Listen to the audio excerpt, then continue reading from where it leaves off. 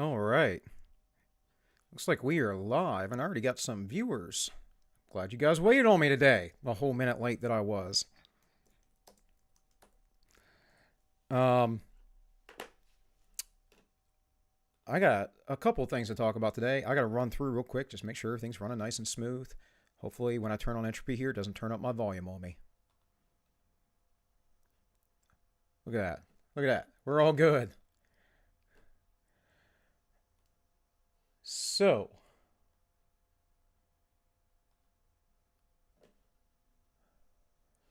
all right.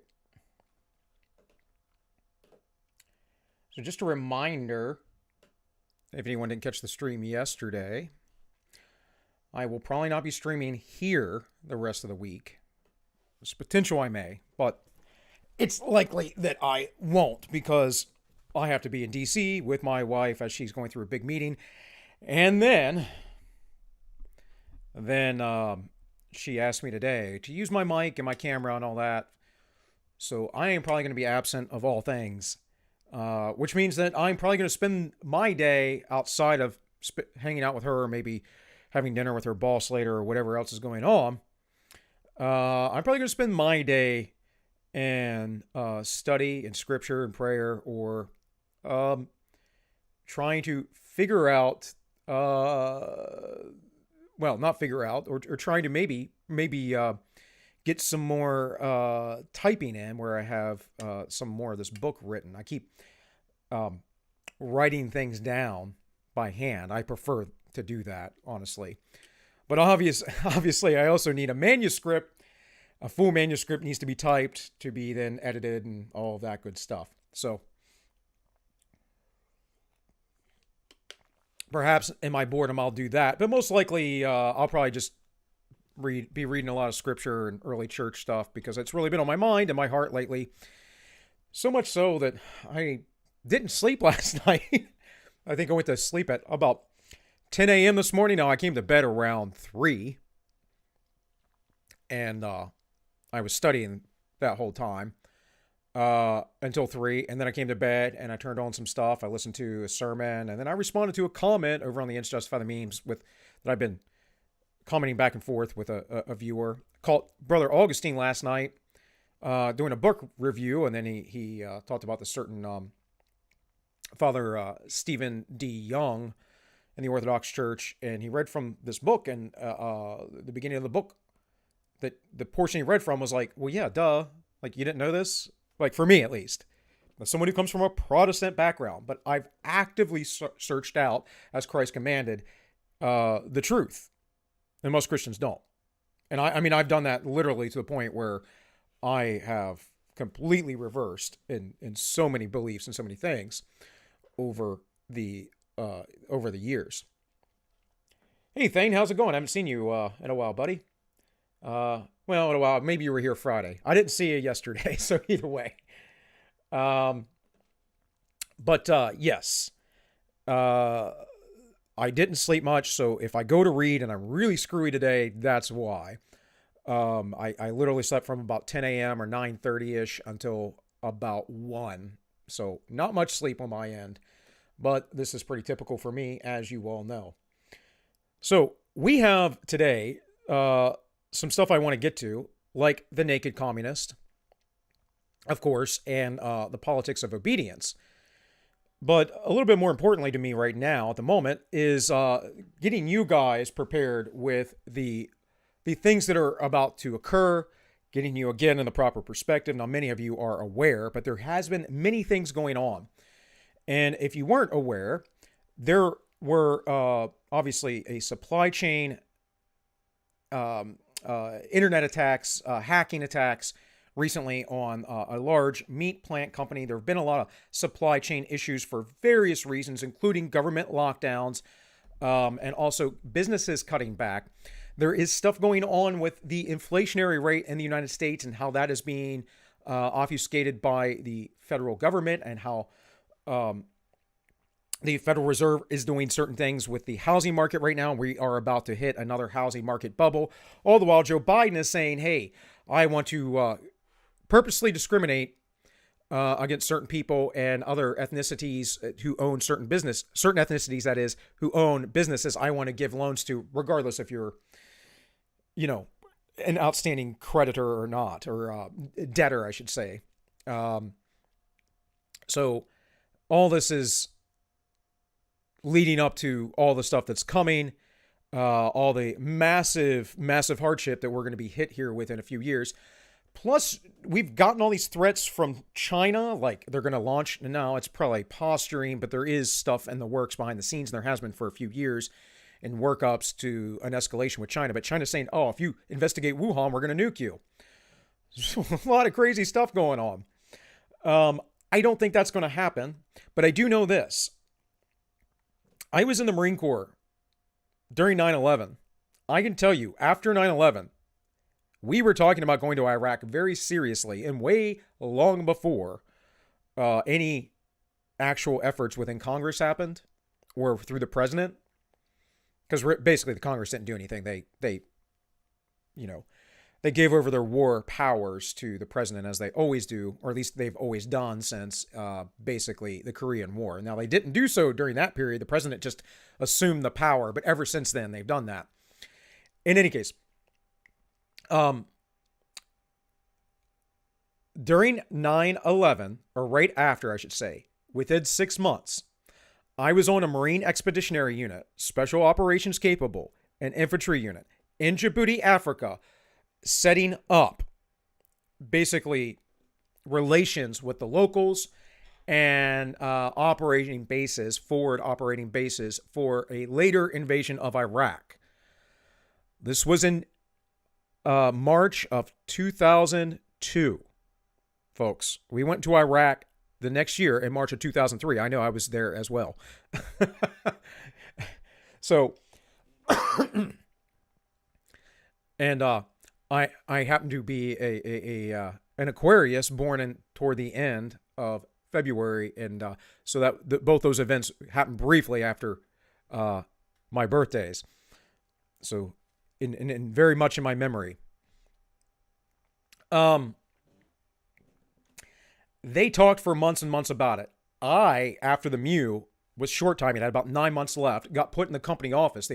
They made a really bad mistake with that, because I'm not the guy to be in the company office. But that is because I had like 9 months left if I didn't re-up. And eventually my company, Gunny, knowing that I was basically worthless in the office and demotivated, because that's not the kind of guy that I am, sent me, as we had a quota, to go be an urban combat instructor, a mount instructor, basic urban skills. That's what this thing is back here. So as I did that was all in prep for us going into Iraq. They were trying to get every single battalion through in Camp Lejeune through our training. Now, that didn't happen before we went to Iraq, but that was the goal and the objective. So I can tell you now, if the military is building up, they seriously are thinking about some sort of conflict. Now, if that is manufactured or not, that's a whole nother thing. Because, I will take the stance that that these people are basically all working for the same system, but are kind of just fighting for who's going to be in control of it. And I keep telling you guys, China, they're going to be the boss here soon. That seems to be the way, at least. Yeah, manufacturing supply chains are terrible. Absolutely. Absolutely. So anyways, guys, please, before we get too far into this, like, share, and subscribe. Help share me out. Help me grow. I gained like 3 subs yesterday, guys. That's awesome. For me, my channel's little. If I gain 2 or 3 subs a day, that is awesome for me. And recently, I'm not sure if YouTube took some away from me, but recently I hadn't noticed that they have been. So I'm not sure. I think they might have over the weekend, which is, sad, but oh well. In any case, also, if you guys are watching on YouTube, there are links in the description for ways to donate over on Entropy or DLive. If you guys prefer those, you prefer to chat openly, Entropy is definitely the way to go. If you want to say spicy things that, you can't say on YouTube or might get my channel kicked. Of course, you can always go over to DLive and donate that way. And there are links in the description down there as well, finally, because I got on that the other day. So, all that said and done, let's get into a few things. Now, I'm going to play some videos, and I'm going to make some commentary The over them, price as of I corn. often do. Some of these are going to run kind of long, but I'm not going to necessarily play through the whole thing. So I'm going to try and let you guys watch and listen to what they're talking about as much as possible, and I'm just going to add some little nuggets in there in between, right?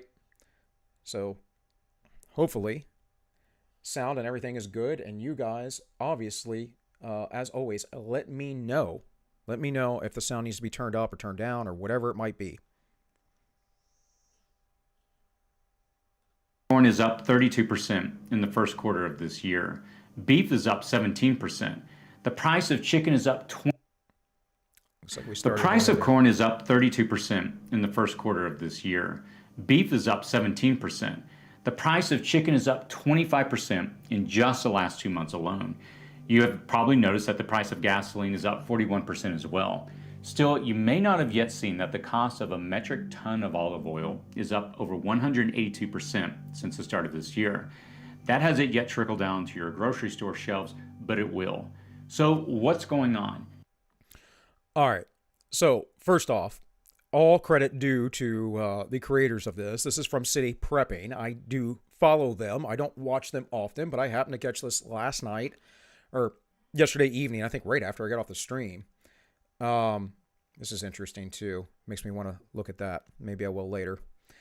In any case, this is generally for people that live in the cities to be prepared, not like your typical rural prepper, but just good advice for folks who might live in more urban areas to get prepared, right? Gasoline is actually in a surplus.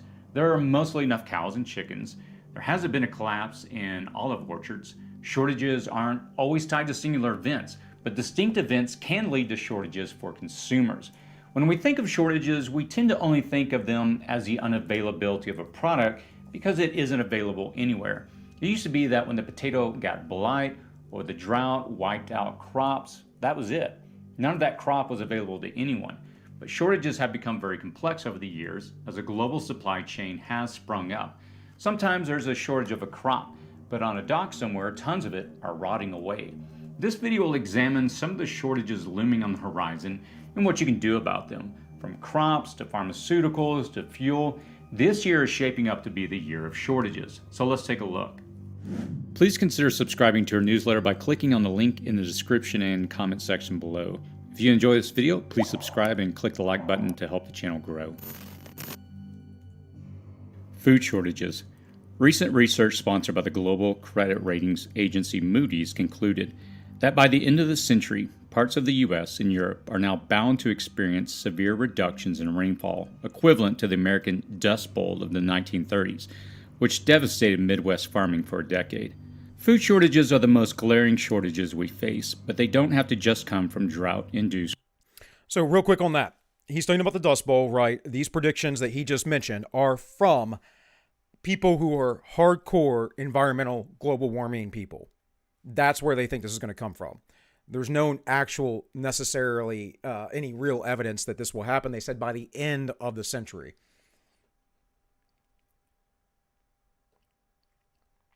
We're talking about meat now in the chat. I don't know how big the pot roast is, and I don't remember what I paid for it, but I'm pretty stingy when it comes to grocery shopping, and I do all the grocery shopping because I have always done it and cooked for years. And my wife lived in the city, so she ate out a lot. So I got like a 3-pound pot roast the other week. I think it was like $20. I don't remember. And that was down at Aldi. But there's still, I made that last Monday, I think, and there's still a little bit of it left. Also, I mentioned Adam Ragazia the other day, but his recipe for pot roast, phenomenal. Get a nice bottle of very rich, fruity wine like a Merlot or I always get this screwed up. Was it a Shiraz or whatever it is, something like that, right? Malbec or something, and use that. It's an incredible recipe. It's probably the best pot roast I've ever made, and I've done it all the classical ways. That way's the best, in my opinion. Anyways, but yeah, all these things are going up, and it's not drought or anything like that. It's always logistics. Now, we saw back in the coof that the logistics of things where farmers were having to throw away crops because of the supply chain breakdown. Of course, all of this goes back to the weird fantasies of the left and how they don't understand how these things actually get to the grocery store or into your refrigerator. But if governments are locked down, if businesses are shut down, if supply chains can't do certain things, like for instance, I think the governments were keeping certain products from coming in or going out. They did this during the Great Depression in America, by the way. This is how we get food shortages, which is also why buy food, folks. If you have extra money, store up, get some emergency food, have a garden, do whatever. And why in the future we need to have our own breakaway societies. Lettuce has doubled in price too. Oof. Yeah, you guys aren't going to be doing good in Canada with the amount of socialism in your country. I have no doubt. I mean, we have it here in the U.S. too, and all of the Western world has it, but not on this scale. So, yeah, some kind of like the Burgundy or Bouillon. Yeah, sort of, dude, but not meat chickens and a breeding pair of meat goats. There you go. Yeah, I want some goats too. Goat meat's awesome. So is lamb. In fact, I would prefer that over beef. Smaller animals, right? You get a product from their wool. Of course, there's always cowhide. They're much bigger animals, of course. And I guess the biggest advantage to cows are the large amount of milk you can get from them. But you can milk the goats too, and goat milk is tastier and actually a lot closer to human milk and more easily digestible. But I digress. Let's keep playing this. Crop failures. More than 1,000 barges backed up on the major transport artery near Memphis after engineers discovered a significant fracture on the Hernando de Soto Bridge. Sam, we're talking about meat in the chat, and I'm trying to do this stream, and I'm getting distracted, so that's what's going on. But thanks for showing up, buddy. Connecting Arkansas and Tennessee via Interstate 40. Many of those barges contain grain. To put this in perspective, each barge has about 7 semi-tractor trailers full of grain. This caused crop prices to soar higher than the record highs and stop the flow of grain to New Orleans, which accounts for about 47% of grain exports. This was a short-term disruption, but it did hit crop markets where soybeans and corn futures have risen to multi-year highs amid adverse weather in Latin America and a buying spree from China. Even a short-term disruption like this causes a rippling price increase on everything from plastics to dog food to bread and corn syrup. Food commodities are up 31% in price over last year. This is a commodities increase. That's long before the farmer invests, the manufacturer purchases and processes the raw materials and so forth. The price trickles down to the consumer in the form of smaller portions and higher prices. You may have noticed that the beef for your last barbecue seemed a little pricier than usual. That's because the price has risen 17% this year before the product even arrived at your butcher. And it's about to get much higher. A cyber attack on JBS SA forced a shutdown of all its U.S. beef plants, wiping out output from facilities that supply almost a full quarter of American supplies. Now, aside from JBS, if you guys hadn't heard, other companies are getting hacked left and right. Now, I have some articles, I've talked about this before, but this is a really interesting thing because this was never in the news before, and all of a sudden, the World Economic Forum in February or March, I believe, had their cyber polygon, which was basically the same thing as Event 201. And guess what? Right after they did Event 201, what happened? Well, after they had cyber polygon, what's happened? We've had all these cyber attacks all of a sudden. I'm not saying they haven't existed before, but they sure are really big right now. And so much so that, when I got up this afternoon, I would say this morning, but I saw, or no, it might have even been before I went to bed. I saw, no, it was this morning. Never mind, or afternoon, whatever. That's what happens when Bill gets like 3 hours of sleep. So what happens, or tongue-tied now. What I saw was a CBS thing saying that a bunch of news outlets had no internet, a bunch of people had no internet, there were a bunch of places that had no internet. And then Tim Pool's segment said it was talked about this, his first segment, I think, this morning. Of course, he's been talking about the Chinese war thing and how that we released all of a sudden a document from way long ago talking about how we almost nuked China. So guys, there's some pretty nefarious stuff going on. This is not run of the mill, in my opinion. This is all part of that buildup, the Great Reset, whatever they have planning to be implemented by 2030. They can't roll it all out at once. And if there is some sort of actual physical confrontation, I believe that is going to be a great impetus for them to restrict our liberties even more, much like they did with the last confrontation that we're still involved with. Operations across Australia were also down, and one of Canada's largest beef plants was idled. JBS SA is the largest meat producer globally. It's unclear exactly how many plants globally have been affected by this most recent ransomware attack. One thing that is abundantly clear is that ransomware hackers have focused in on infrastructure and commodities because they know that it creates the maximum pain and pressure and is most likely to result in swift and hefty ransoms being paid. There have been over 40 reported attacks against food companies just in the last year, and attacks of this nature are accelerating. Expect the price of beef to soar in the coming weeks. Also, feeding the cattle that can't be slaughtered means that feed grain bills and demand for feed grains will also skyrocket. That will apply further pressure on an already challenged grain market. Also, fewer truckers will be transporting those cattle to stockyards. Continued ransomware attacks aside, meat has been rising in price for some time. It's not just beef that's about to soar in price. Chicken is up 25%. Salmon is up 33% this year, but the supply seems fine. We aren't witnessing massive cow, chicken, or fish die-offs, so why the increased cost?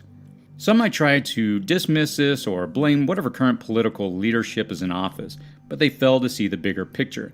These are global prices. If you measure the increase in price in Russian rubles or Japanese yen or Icelandic krona, the price increases are the same. The reality is that these current spikes are for multiple different reasons. Part of this, too, is how the global interconnected network of banking systems works, and that there's a lot of inflation going on, guys, all over the place because of the coronavirus. And again, I'm going to get into that with another video by Neil McCoy Ward. And if you don't know his work, you should check him out. He does really good stuff. It's pretty basic, straight to the point. He's a financial expert, a housing market expert.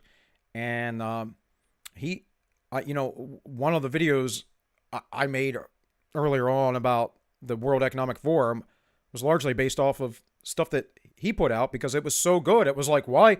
Well, I don't need to reinvent the wheel. I'll just highlight what he's done here. And again, I'm always about, getting people more knowledge. You shouldn't just be listening to me, obviously. So, though I do appreciate whoever shouted me out on Don's stream yesterday. Much appreciated. Although, it is what it is. People come over, they don't. It's usually how it goes. And I'm no different. I hear different streams people tell me about, or I hear it on a stream, I check it out, and it's just like you get in your own repetitions and patterns. So this is why we need so many voices, though, as well, because you're always going to want to listen to the voices you resonate with the most. Even if you disagree with them, there needs to be something appealing to them for you. And again, this is why I'm not really against a lot of other people unless they're flat out absurdly insane. I just think a lot of people don't quite have all this stuff figured out, and a lot of that has to do with their lack of education and 20th century and 19th century history, or even before that. In some cases, farming and production has suffered from poor conditions, and there are classic shortages. In most areas, however, there is still an abundance. In some cases, the global supply chains have been disrupted by the temporary closures of the Suez Canal, the mighty Mississippi, even the Colonial Pipeline. COVID-19 has impacted processing plant workers, agriculture workers, and even truckers. It has slowed consumer spending, which forced some producers to ratchet back production. Now they're having to ramp up to meet high demand, but increased demand increases consumer costs. In some cases, the product is just being held back from the market in hopes of a better price. For example, vegetable oil prices have soared in recent months, placing upward pressure on food prices. Sunflower oil has almost doubled since last year. Olive oil has been affected by the reduced yields across the Mediterranean, with rising prices amplified by some crushers' reluctance to sell in anticipation of higher prices. Consumers will see significant inflation in olive oil as bottlers are trying not to buy and sellers are trying not to sell. That's a perfect recipe for prices to skyrocket when the bottlers have to replenish stocks. But this is a natural market signal as well, folks. When people see that this inflationary thing is going on, they will they'll either sell off they'll usually buy up goods in order to maintain some sort of value, because if they sell everything off and they get a bunch of dollars, those dollars may not be worth anything a few days later or whatever the currency. So this has to be understood. People are going to hold on to those commodities, and olive oil doesn't necessarily go bad, so as long as it's kept properly. So, while the olive oil shortage is partially due to reduced yields, it is more driven by greed and manipulating the supply and demand equation. You can't miss these short supplies and high prices because you don't eat corn, beef, chicken, or use olive oil. Agricultural products are broken down into thousands of other food products. Fuel, plastics, and fibers for countless products are all grown and sold. As the price of olive oil soars, all these olive oil users will buy up the vegetable oil, reducing supply and driving up the price further there. The reality of food shortages is that there can be plentiful harvests, but nothing makes it to your store or table, or you get priced out of the product altogether. Now, we saw this last year. It's what I talked about from the beginning of this. But also, again, like I said, this is largely what happened in the Great Depression via economic policy in the U.S. as it took over the agriculture here in the United States. Now, it doesn't completely own it, but it's largely run by federal subsidies and big corporations like Monsanto and all that today. So we have to understand that they burned fields, they slaughtered animals during the Great Depression to purposely prop up the prices for the farmers, while people in the streets were barely eating. And that, my friends, is a system of winners and losers, and why, I mean, it's just a fundamental lesson in why centralized economic tyranny is ridiculous and retarded. Whoa. Expect food shortages to continue through this year, with compounding, unique, and very nuanced problems that go far beyond low-yielding harvests. A just-in-time production, processing, and distribution system that has already failed repeatedly in just the last 2 years will continue to wreak havoc with consumer-side supply. You can do 3 things to weather this problem that I see continuing at least into the near future for a couple of years: prep, grow, and cook. Your best insulation from supply and price fluctuations is an adequate food supply on hand. If you have a few days of food, build it to a few weeks of food. If you have a few weeks of food prep, make it a few months. If you have a few months, you guessed it, make it a full year supply. Second, grow something. Whether you are growing sprouts on your countertop or tomatoes on your patio, you need to be supplementing the consumption from your table with sources that aren't already tied to the US dollar. Maybe that means investing in a good book on foraging and learning how to cook with dandelions or hunt for lion's mane mushrooms. Finally, you may insulate yourself from coming food shortages by learning to cook and cooking on a daily basis. Sadly, many are paralyzed when they can't instantaneously grab a bite out or pick up the phone and get a food delivery. Food from restaurants is marked up considerably, and these rising costs and shortages will pass through the restaurant to you. Remember that when one fast food restaurant launched what they called the $6 burger, the price was at $6. That was just a high-priced name that they gave it to represent what a big, luxurious burger it was. People at the time said that they would never actually pay $6 for a burger. It was actually only $3.95 in 2001. While they no longer carry that same burger, the cost today for a burger alone at the same restaurant ranges between $6 and $11. Learn to prep, grow and gather your food, and learn to cook. You will be more prepped for supply disruptions, your health will be better, and you will save hundreds and hundreds of dollars. Medicine shortages. China is the world's largest producer of active pharmaceutical ingredients, or APIs. China is the source of 40% of the global APIs. The bulk of these ingredients that make up everything from aspirin to antidepressants to throat lozenges gets shipped to India. 5 years ago, India exported to the United States almost $4 billion worth of pharmaceuticals. That staggering number has only grown exponentially higher over the last half-decade. Strained trading relationships with China and a staggering 28.2 million COVID cases in India are slowing and halting production of supply chains. So, though China has restored the production of APIs, the output of the over-the-counter pharmaceuticals and some prescription drugs are experiencing a slowdown. While the inventory of over-the-counter medications is high in most countries, panic buying and just regular consumption and expiration of drugs will lead to shortages. I'm going to say something right now, guys, that is in no way, shape, or form medical advice. But I generally save my antibiotics. And if you know about antibiotics, you probably take them much longer than you're told to take them, although I know they tell you to take them to completion. There's a lot of crazy stuff that the medical world teaches. You should take it till you're not sick anymore. But you should also save your antibiotics, folks. I know that the other year, during the lockdown, my daughter got a bladder infection, or urinary tract infection, that is, sorry.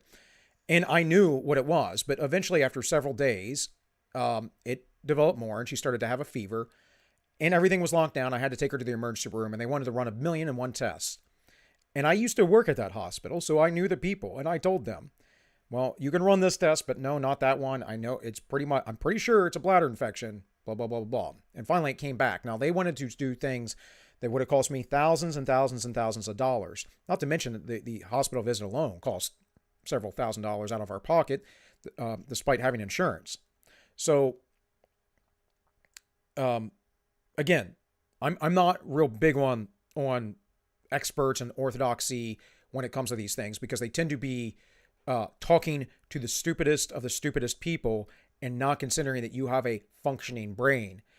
Even when I'm talking and I know someone across from me is stupid, I believe that they have a functioning brain and can try to figure out basic stuff. So, again, not medical advice, but having medication on hands, basic things is important.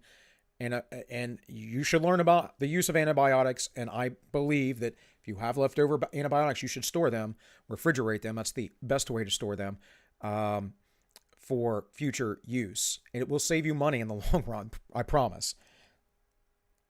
The shortage of one drug can cause panic buying in another, which further exacerbates the shortage equation. Global trading channels are shaking off their complete shutdown and reopening. Still, the actual production of products is now experiencing disruptions from lack of workers to lack of confidence in the product. Alternative drugs may be less effective. Reaction, dosage amounts, and risk of error all accompany having to switch to new medicines. At any given moment, the FDA reports over 100 different drugs currently in shortage. Over-the-counter remedies are often one of the most overlooked preps.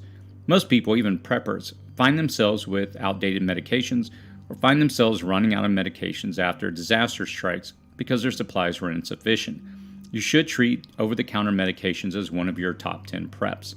I have a video on production where I do a deep dive into over-the-counter preps. You can subscribe to this channel to be notified when that video is released. Fuel shortages. We've come a long way from the 1970s, so the reason for fuel shortages back then don't always translate one-to-one with the shortages and prices we see today. The gas crisis of the 1970s was prompted by two events: a war between Israel and surrounding Arab countries, and the Iranian Revolution, both of which resulted in severe cuts in the supplies of oil from the Middle East. While we continue to see conflict in the Middle East and may see a conflict there throughout our lifetimes, it's only part of the problem. Production is actually high. The only real shortage was brought on by panic buying of fuel-depleting service station reserves on the East Coast when the Colonial Pipeline was shut down by Eastern European, likely Russian hackers. While it's completely stopped the flow of fuel in the main pipeline, reserves were high, and the flow was restored in short order. The paying of the ransom by the owners of the Colonial Pipeline has only further emboldened this group and similar groups, and they will likely strike additional targets in the US and abroad. There have been 40 reported ransomware attacks over the last 12 months, and they're only increasing as a result of the SolarWinds hack of last year.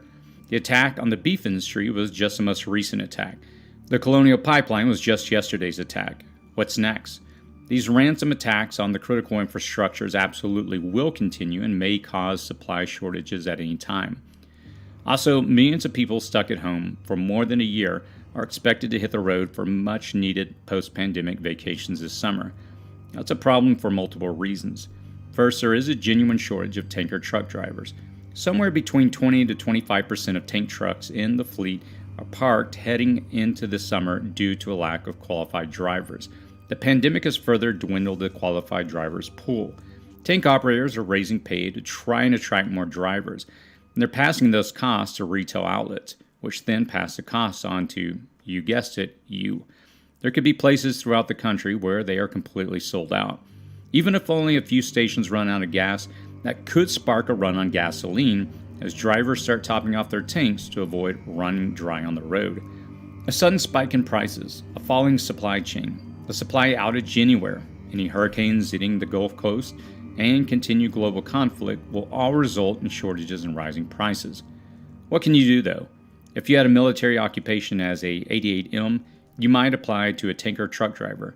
Realistically though, the shelf life of gas is between 3 to 12 months, and that's if you have the means to store it properly.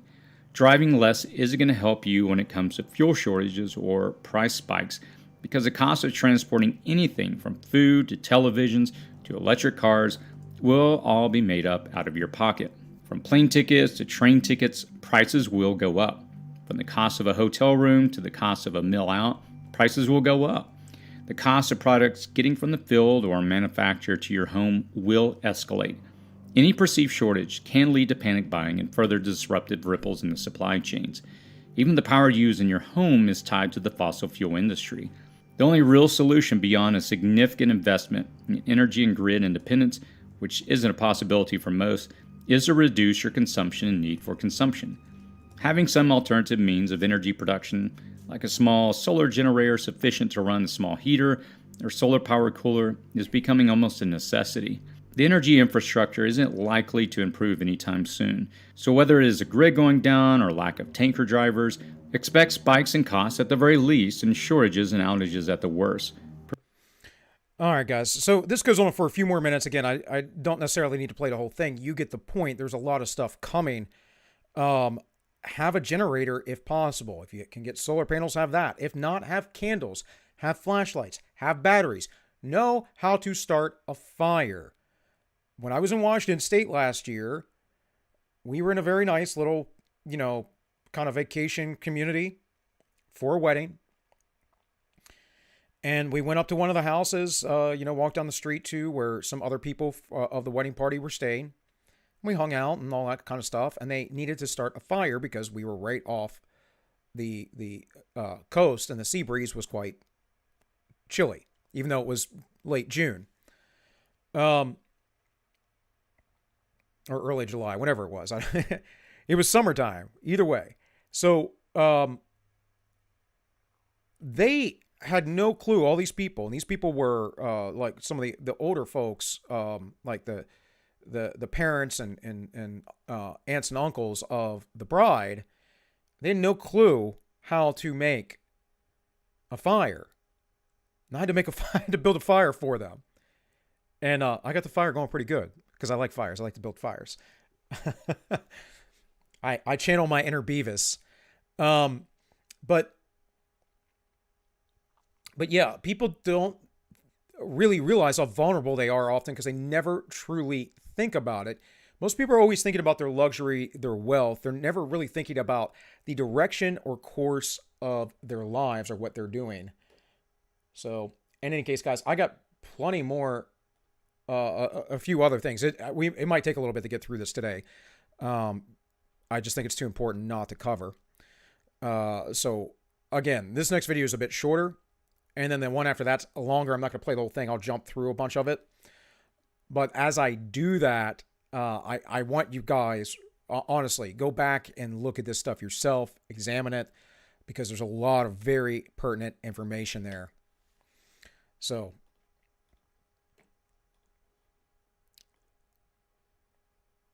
this was from just the other day.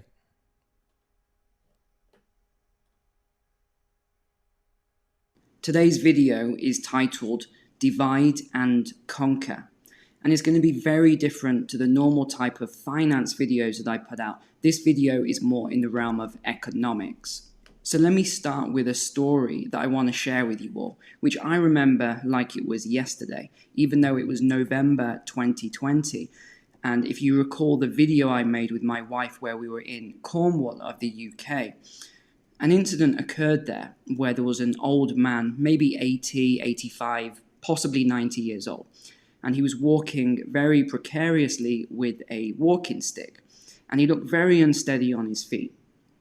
And as he was walking along, he actually lost his footing and crashed to the ground really, really hard.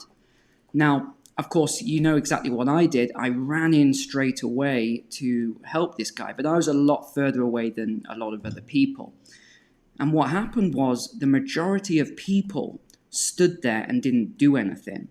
Maybe around 25% of the people rushed in to, go and assess the situation. So then when I ran in to help the man, with another gentleman helped me, and my wife, of course, helped.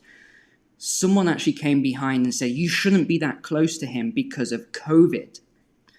And that was really the start for me of this journey, of all the thoughts that I'm going to share with you today, all the patterns that I'm noticing, these breakdowns in society that I'm seeing on a day-to-day basis. You see, all of these things start very small. It starts with someone saying, don't touch that man, even though he's lying there on the floor and needs medical assistance. And then it escalates. You see, that's the problem. It escalates. Now what about every time I'm on public transport and I see the pregnant woman stood there, sweating, looking like she's going to pass out or faint because she can't get enough oxygen, and she can't sit down because the seats are roped off, or because she doesn't want to offend someone else by sitting too close. And these are things I have fussed my wife several times for. No, she's her own person, but for wearing a mask, and I'm like, you're pregnant. You're the last person that needs to be wearing a mask right now. Not that we have an issue with that now because there's no mandate, but kind of the point of this is the direction the society's going, right? And you guys know this, but again, bringing it about in this preparation mindset and the things that are coming that we need to do. We also have to understand that there is going to be a time when people get desperate because they're so brainwashed and entrenched in the system that they will fight against you, one, to even prep, which is just ridiculous, and two, to bring you into the fold with them, because often people feel ashamed when they're ignorant of something and they find out otherwise, so then they have to double down or rip down or destroy whoever is providing them new information. And also these are the same folks too, at a certain point, they might be kind of clawing at your door to get in because, you stored up for the winter and they didn't. So realize that this is really important, understanding the mentality of people and how these things might go. So he goes further in this. And the other segment's the more important one I want to watch from this is Neil McCoy Ward, by the way, folks. He's got a really good channel. You should check it out. Because the other one gets into the United States housing market, and he made a video also. He does this, I think, quarterly on the UK housing market, which I don't care about, but maybe you do. These are the sort of questions that I'm asking myself daily. Are we moving towards a better society, or are we moving towards a worse and more divided society? The media would have us believe that we're a broken society that needs fixing. We're all children that need support and being told what to do. And of course, they have all the answers. Or like the Coca-Cola diversity consultant said recently, it's important to be less white, because by the sheer color of my skin, I'm now a plague on society. And it matters not that a percentage of my money that comes into my bank account every month goes out towards causes to help people around the world. Because that, ladies and gentlemen, is now called white saviorism. We're not just a divided nation now, we're fast becoming a divided world. Rich versus poor, vaccinated versus unvaccinated, boys versus girls. And by the way, if little Johnny, 6 years old, isn't happy being a boy, he can now become a girl, his teacher tells him. But that's only after apologizing for being a boy in the first place, because masculinity is bad.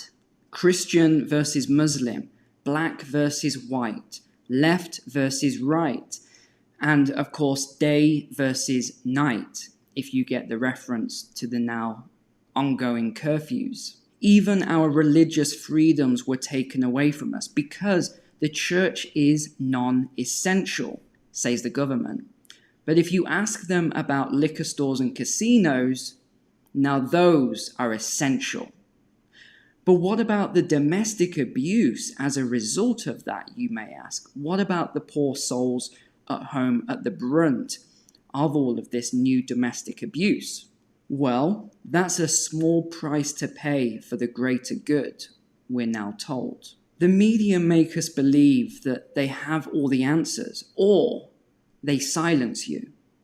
Because who cares if you've spent 10 years getting your medical degree and you've saved thousands of lives in your career? That's not relevant, because if you're not for us, you're against us. At first, they told us that it started in a wet market. And if you even mentioned a word which rhymes with Poonan, you were considered a conspiracy theorist and must be silenced. Now they say, maybe it did start in a lab after all. But what about all those immunologists, you may ask? All these hundreds of immunologists that have been cancelled and lost their medical license for even suggesting anything to do with a lab in the first place. Who cares, says the news anchor from behind her $250,000 desk as she's wearing her $1,000 dress. In fact, You think those people aren't bought and paid for? In my opinion, folks, just flat out going to say it. This is what, when the Bible talks about taking on the mark of the beast, this is exactly what they're talking about. Selling your soul, like Judas did, for 30 pieces of silver to betray Christ. That's what this comes down to. And again, if you're not in the faith, fine. Just understand the metaphor and the deeper meaning behind that then. But this is what they're doing. So I'm playing this largely. You guys know this, but I think he articulates this well. I'm playing this because I'm going to play another video of his here in a minute. And I want you guys to understand the positions he's coming from, despite what he says, because he doesn't speculate on certain things. In fact, if you listen to everything the MSM says, which stands for mainstream media, you wouldn't know that the world is on fire right now, or underwater, as the case may be.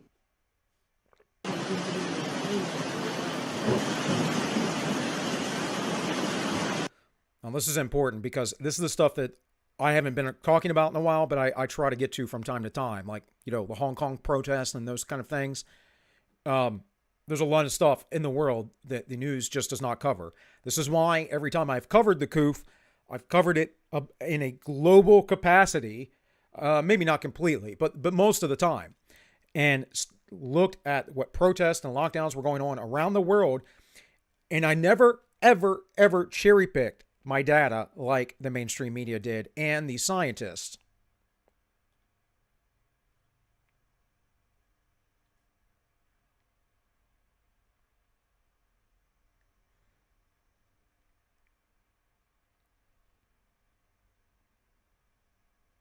Within 1 hour, there were nearly 8,000 lightning flashes, accompanied by level 8 winds.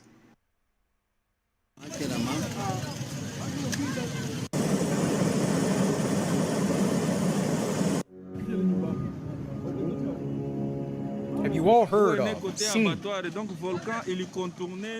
any of this? You know about any of this going on elsewhere in the world recently?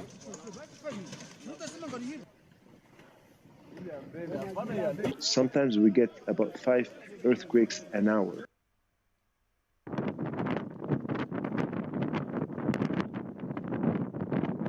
And I bet you wouldn't know about the protests in every major city around the world right now, because the MSN say it's a tiny majority of deplorables.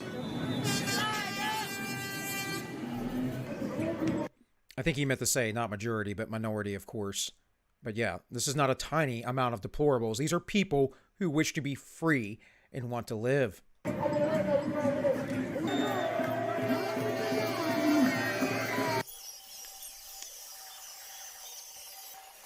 It's like a tiny minority, right?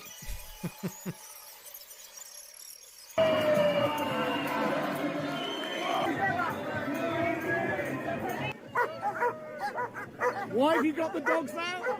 Why have you got them out?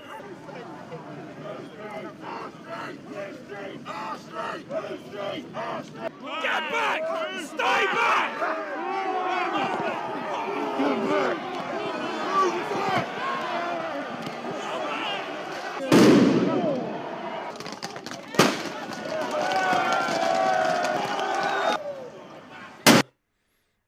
All right, you guys get the point, right? Let's see, come back to Neil here. There's a lot more.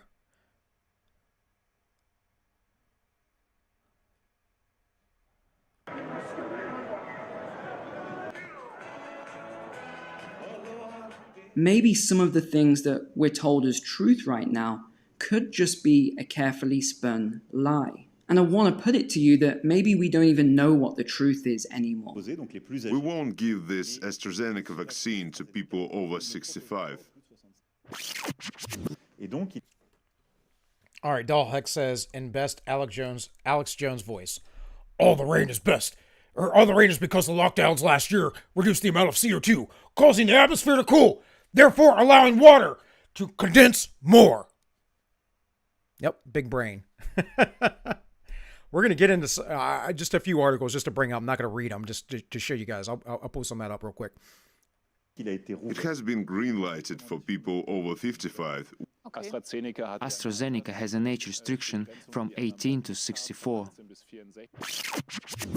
The Standing Committee for Vaccination recommends the use of the AstraZeneca COVID-19 vaccine on those over 60. Because anger and fear drive out reason. Not to mention that after thousands of years of using statistics to make decisions, as of 2020, statistics don't matter anymore.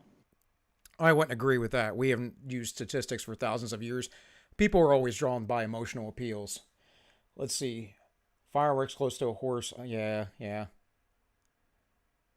Taking a horse into a crowd is mad. It wouldn't be madness if they did it like they used to. I mean, the cavalrymen, there's a reason why chariots went away. Like, chariots were powerful and important back in the day, and you could have archers and all that stuff. But the reality is there's just more mobility with the cavalrymen, and that was a very, very formidable force back in ancient times. So, guys, I guess I'll bring up a few articles here before I play this last video. And again, it's going to be another one from was Neil McCoy Ward. I get his name screwed up. So these are just reminders. Guardian promotes global lockdown every 2 years to combat climate change. Right? Do you think that that's just going to go away? Which is why Dalhawk, I said, I got something for that. There are lines and statistics. Yep.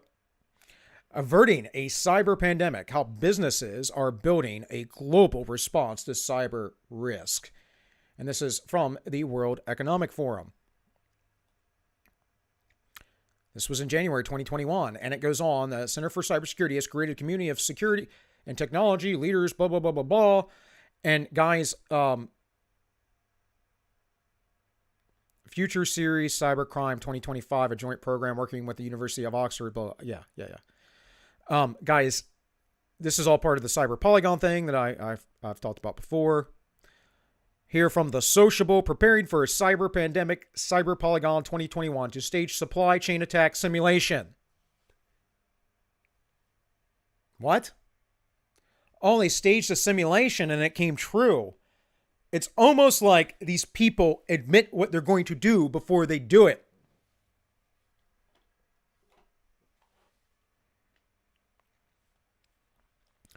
The World Economic Forum will stage another cyber attack exercise as it continues to prep for a potential cyber pandemic that founder Klaus Schwab says will be worse than the current global crisis. Interesting. Excuse me. Interesting how we didn't hear about this in the news before. We didn't hear about Cyber Polygon. We didn't hear about cyber attacks shutting things down. And all of a sudden, pipelines go down after Biden closes down Keystone, and Whitmer is trying to close down the what's that? The Northwest Pipeline or whatever going into Canada.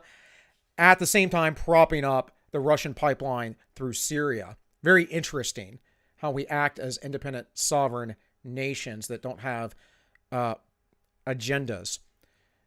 So yeah, averting a cyber pandemic, option 1. Let's see what it says real quick here.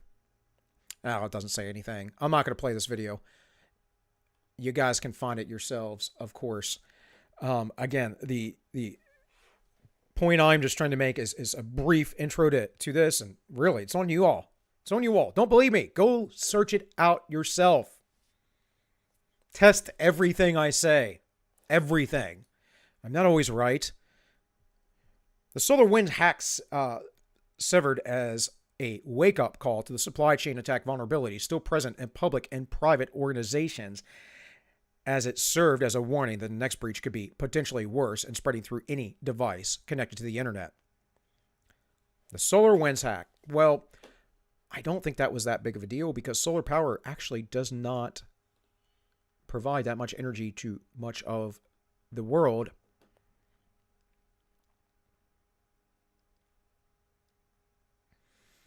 So April 15th, 2021, the U.S. is readily sanctioning against Russia over the SolarWinds cyber attack. Here's a simple explanation of how the massive hack happened and why it's such a big deal. A major U.S. information technology firm was subject to a cyber attack that spread to its clients and went undetected for months, Reuters first reported in December. So why would this happen? Of course, it's Russia's fault, the country that basically is poor as dirt compared to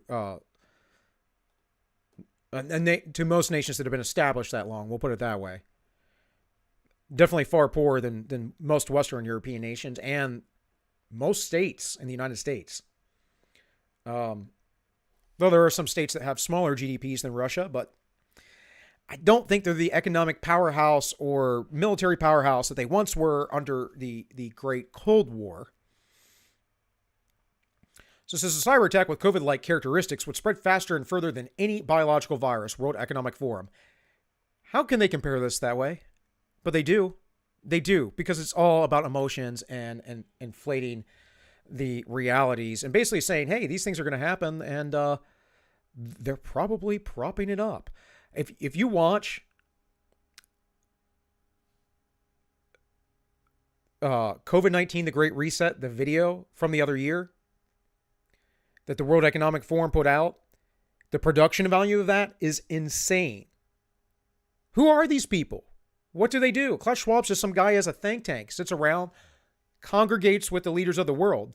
Now, mind you, the World Economic Forum is not the end-all be-all. They're just a front for this bigger global, right, alliance. But again, who are these people? What gives them the right? They're not elected. How do they have all this money? Well, I can tell you that a basic ticket to get into Davos is something like $60,000, but it's open to the public. It's open to the public. If you have, $60,000 to spare, I would love $60,000. That would get me out of all of my debt. Not that I have $60,000 worth of debt, but I'm just saying, to get me out of all my debt, it would help pay off my wife's student loans that she still owes, and maybe set us up. That's a good amount of money to me. Oh, that's a weekend at Davos to some people.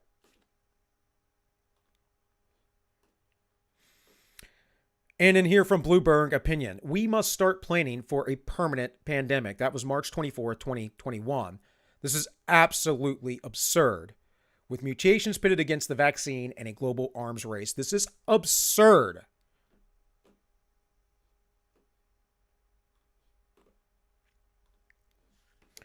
All right, I'm going to read some chat real quick before I play this next video because we are an hour in. Hey guys, unless this thing's telling me wrong, give me some likes, yo. Hook it up. Right now it says I got 7 viewers and 3 likes, and I know one of those likes is probably me. All right, stay home denier, you're killing grandmother.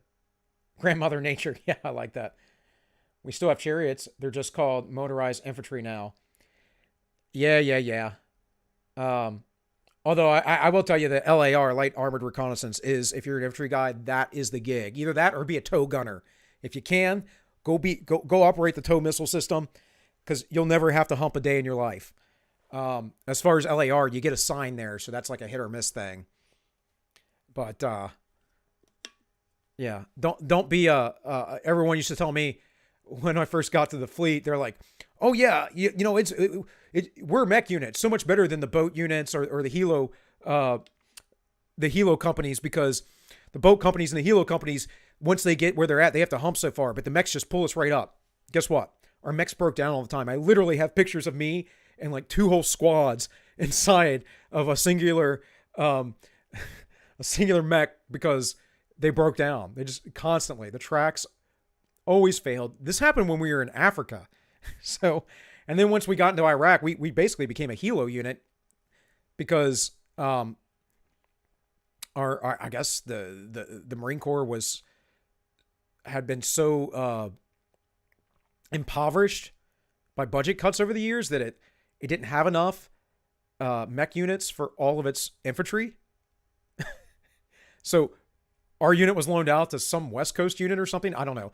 I don't remember all the details, but just crazy, stupid stuff like that, which, of course, bureaucracy.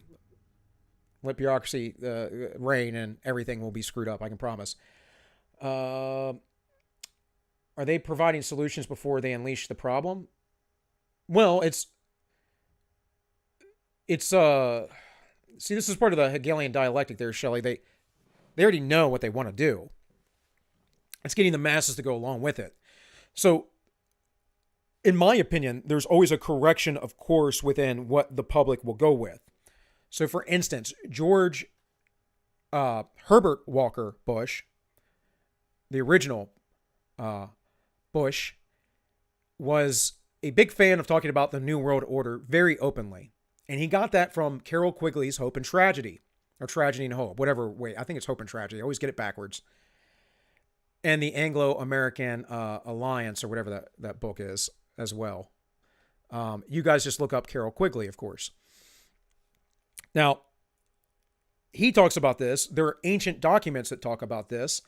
I mentioned I was watching Michael Witkoff last night early when I started, because I usually do 10 minutes of jibber jabber.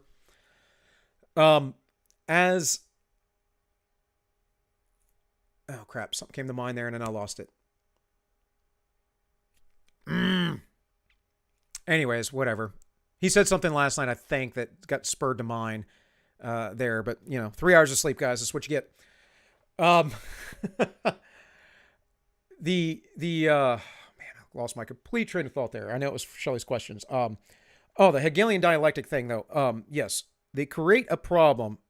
Oh, and I was talking about the New World Order and all that stuff. Carol Quigley. He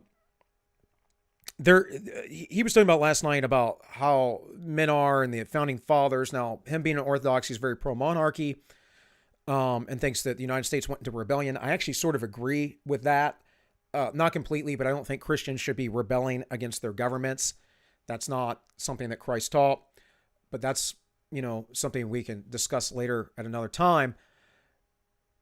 But more importantly, some of the founders were strict Christians of some sort, of Catholic, Protestant. Some of them were Calvinists. Some of them were Presbyterian. There were all kinds of different denominations at the time, or Episcopalian, So there was a deep religious foundation. At the same time, there were men who thought that they could make and bring about a utopian world. Like, this is, you just cannot get around this fact. There were a lot of Masons who were founders. There were a lot of men that studied through Masonry, the mystery schools, and their goals are to bring about a sort of utopia on Earth. And I think that the founders believed they had an opportunity to do that. And one of the ways that we sort of rewrote history is to make it, well, it was all Christianity. Or on the other end of it, you have all the secular people who go, oh no, the founders weren't Christians. Yeah, actually they were. Even Thomas Jefferson, who was known to be a deist, was more religious than most people give him credit for. It's hard to say with Washington. Seems to be a very religious man in many of his writings, but there are other accounts that he was not. So we have to understand these things. And there was an idea going all the way back to Sir Francis Bacon and the New Atlantis that the new world could be this utopia. And it goes back further than that because it goes back to the ancient mystery schools, goes back to Gnosticism, it goes back to all of the things of the ancient world. And Atlantis is a tale about the ancient world and how it became corrupt and then it was destroyed. It's probably part of the antediluvian world, that is before the flood. And again, that happened, guys. You can debate all you want about the dates or whatever, but guys like Randall Carlson and I can't remember, there's several guys, that this is for sure something that happened. I've been studying this for a long time. The erosion, the way that the things happen on the earth, there was definitely a massive flood event, a massive extinction event. And they put it about 13,000 years ago. Now, biblically speaking, it should be about 6,000 to 7,000 years ago, especially according to the early church. But that's a whole nother thing that, I don't need to get into. So, anyways, but yeah, oh man, you spurred all that to mind. But yes, the Hegelian dialectic's the issue. Create a problem, and then present the solution. And when people get weary of things, even with GW, when Dick Cheney was vice president, he spoke at the Council of Foreign Relations, a Rockefeller Institute that is started through the Rhodes Foundation, which is to bring the United States back under the crown. So Cheney himself said at a Council of Foreign Relations meeting, when I was running for office, I did not publicly talk that I was a member of the Council of Foreign Relations, but I'm glad to be back in your good graces right now. I'm glad to be here. Because people back then kind of understood this is globalist, this is weird. Today we just accept it. And how quickly that's changed. We're talking 30 years. It's been within my lifetime. So anyways, we still have chariots. Okay, yeah. Speaking of, did you see AA went through some of the NGOs tied to Tony Blair earlier today? I actually saw that while I was sifting through videos come up, Sam. But I often say, I used to watch AA a lot, and I just don't tend to catch his stuff much anymore. I like his shorter videos. I really like his videos on classical liberalism. I liked his Boomer series.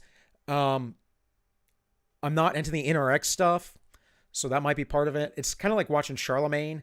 I like him. I can't really get into his stuff, though, because I might be mischaracterizing him, and I'm not trying to. But if I watch Charlemagne, they're often talking about we need an ultra strong man and this and that. Don't get me wrong. I've had Kiza over on the XXI memes talk about this, and I, to some degree, agree. But your conception of a strong man is probably not my conception of a strong man, because my conception of a strong man is someone who's a great leader and humble enough to give up his power, whereas your conception of a strong man might be a totalitarian. So there's that. M88s, are you talking about the mechs? They're just normal tracks. I can't even remember, man. Whatever the Marine Corps was running back in 2002, 2003 period, I don't know, because I know they changed so many of their armaments, and those things were ancient anyways. It was pretty fun, though. Everyone got sick, and I always fell asleep on the way to the beachhead. But I do know they had 30 millimeter cannons on them, which were pretty nice. I mean, pretty nice when you're coming in. You got to peel out Ladies and and you have guys fired back at you, right? Because the way it works is you're in two sticks. You peel out the back and you get on line, right? And you assault forward like basic infantry tactics, which I'm assuming, Josh, you know the basics of, given that you were also a military guy. You got 3 over on entropy. Good to go. I like it. Yeah, it's interesting because I got out of the military. I knew so much when I was in. I used to be really, like, I have old books. I used to be really big into being able to identify foreign weapons, all that stuff. I let most of that go, and just, I don't know, my life went in a different direction.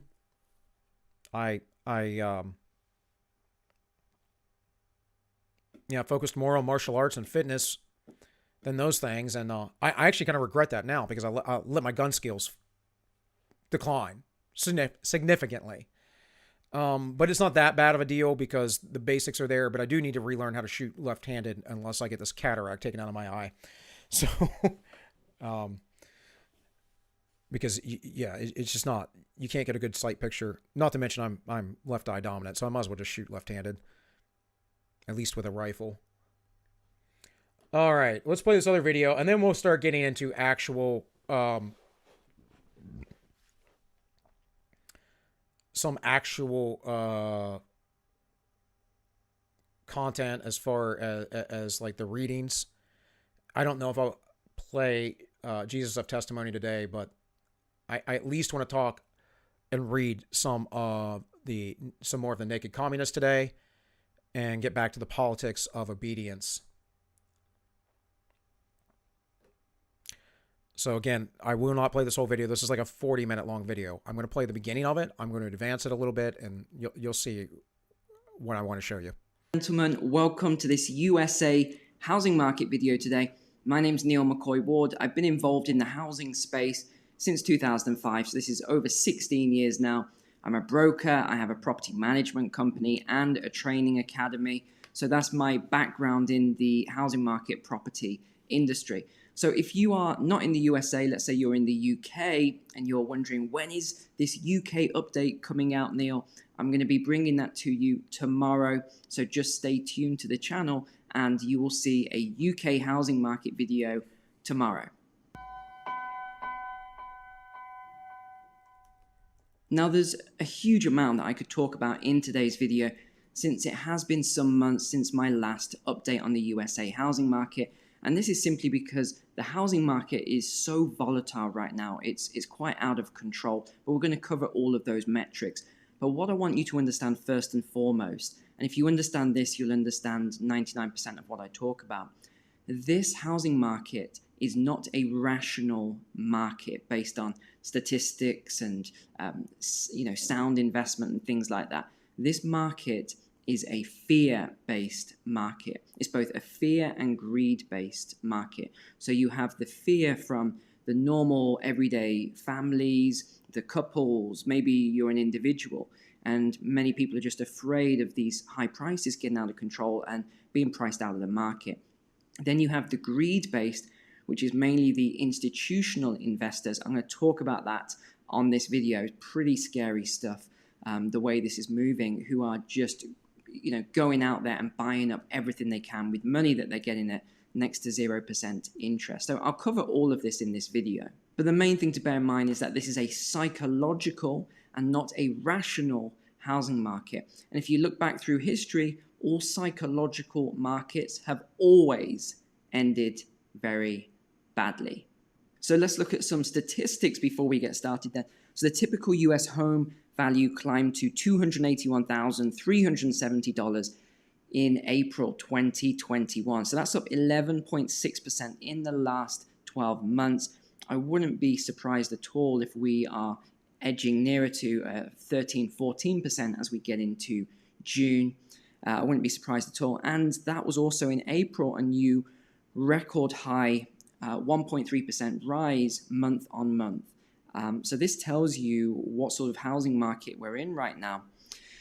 The next point is very, very crucial, is that roughly $36,000, and this is the crazy thing, I was only $3,000 off my forecast of what would be added. So $36,000 is now being added to the price of a new home due to the price of lumber alone, having risen 300% in the last year. Also, drywall, copper, steel, but pretty much all materials right now are up massively. But of course, there's no inflation, Neil. No, there's no inflation at all. If you remember a year ago, I forecast this high inflation, and this is on the back of the quantitative easing, the stimulus. I said all of this inflation would come through, especially with the Okay, so screen now. We're going to skip ahead a little bit to some of the data because, okay, he made predictions, whatever. You guys can watch this. Again, it's a 40-minute long video. I'm not going to make you guys watch all of it. Then. Okay, so we're going to start with the... Now, this I might need to see if I can adjust here to some better quality. There we go. Home price index, and this is the Case-Shiller home price index. This is from the genius who is Robert Shiller of Yale University. And actually, before I even tell you about this, I'll tell you something that surprised me last week. It's not very often that Robert Shiller is taken by surprise, because this guy is just an absolute genius. But he said in an interview just last week, when the interviewer asked him, were you surprised at the home prices over the last year and also month on month? And he said, yes, I was extremely surprised by what's happened. I didn't expect these sort of numbers. If you look at most forecasts, including the Federal Reserve, the Bank of England, a lot of the big organizations, they were expecting house prices to go down as much as 16% during. And that's idiotic. Why would homes go down right now? Because people don't have money? Because we're inflating the currency? Now, he's going to show you, too, where people are vacating. So this is the National Home Price Index. This is from the Federal Reserve. And all the way down here in 1988, it's way low. Then it shoots up. Obviously, many of you remember this. I remember watching it because here in the early 2000s, where it shot up initially, my family were trying to tell me to buy a home, or homes that I couldn't afford because the government were giving out loans. And I was like, no, that's dumb. And they're like, oh, no, like you get a loan. And I worked with many people that had foreclosures. And I'm no economic genius, guys. I understand the basics. I studied the Austrian school. Basically, I should say, I do have a copy of Human Action, but I'm no expert in it. But you don't need to be an expert if you understand the first principles of things. During the crisis, but that hasn't happened. So here's the historic prices then of the National Home Price Index. And of course, we know what happened in 2006 to 2007. We went into this home price crash, this housing market crash.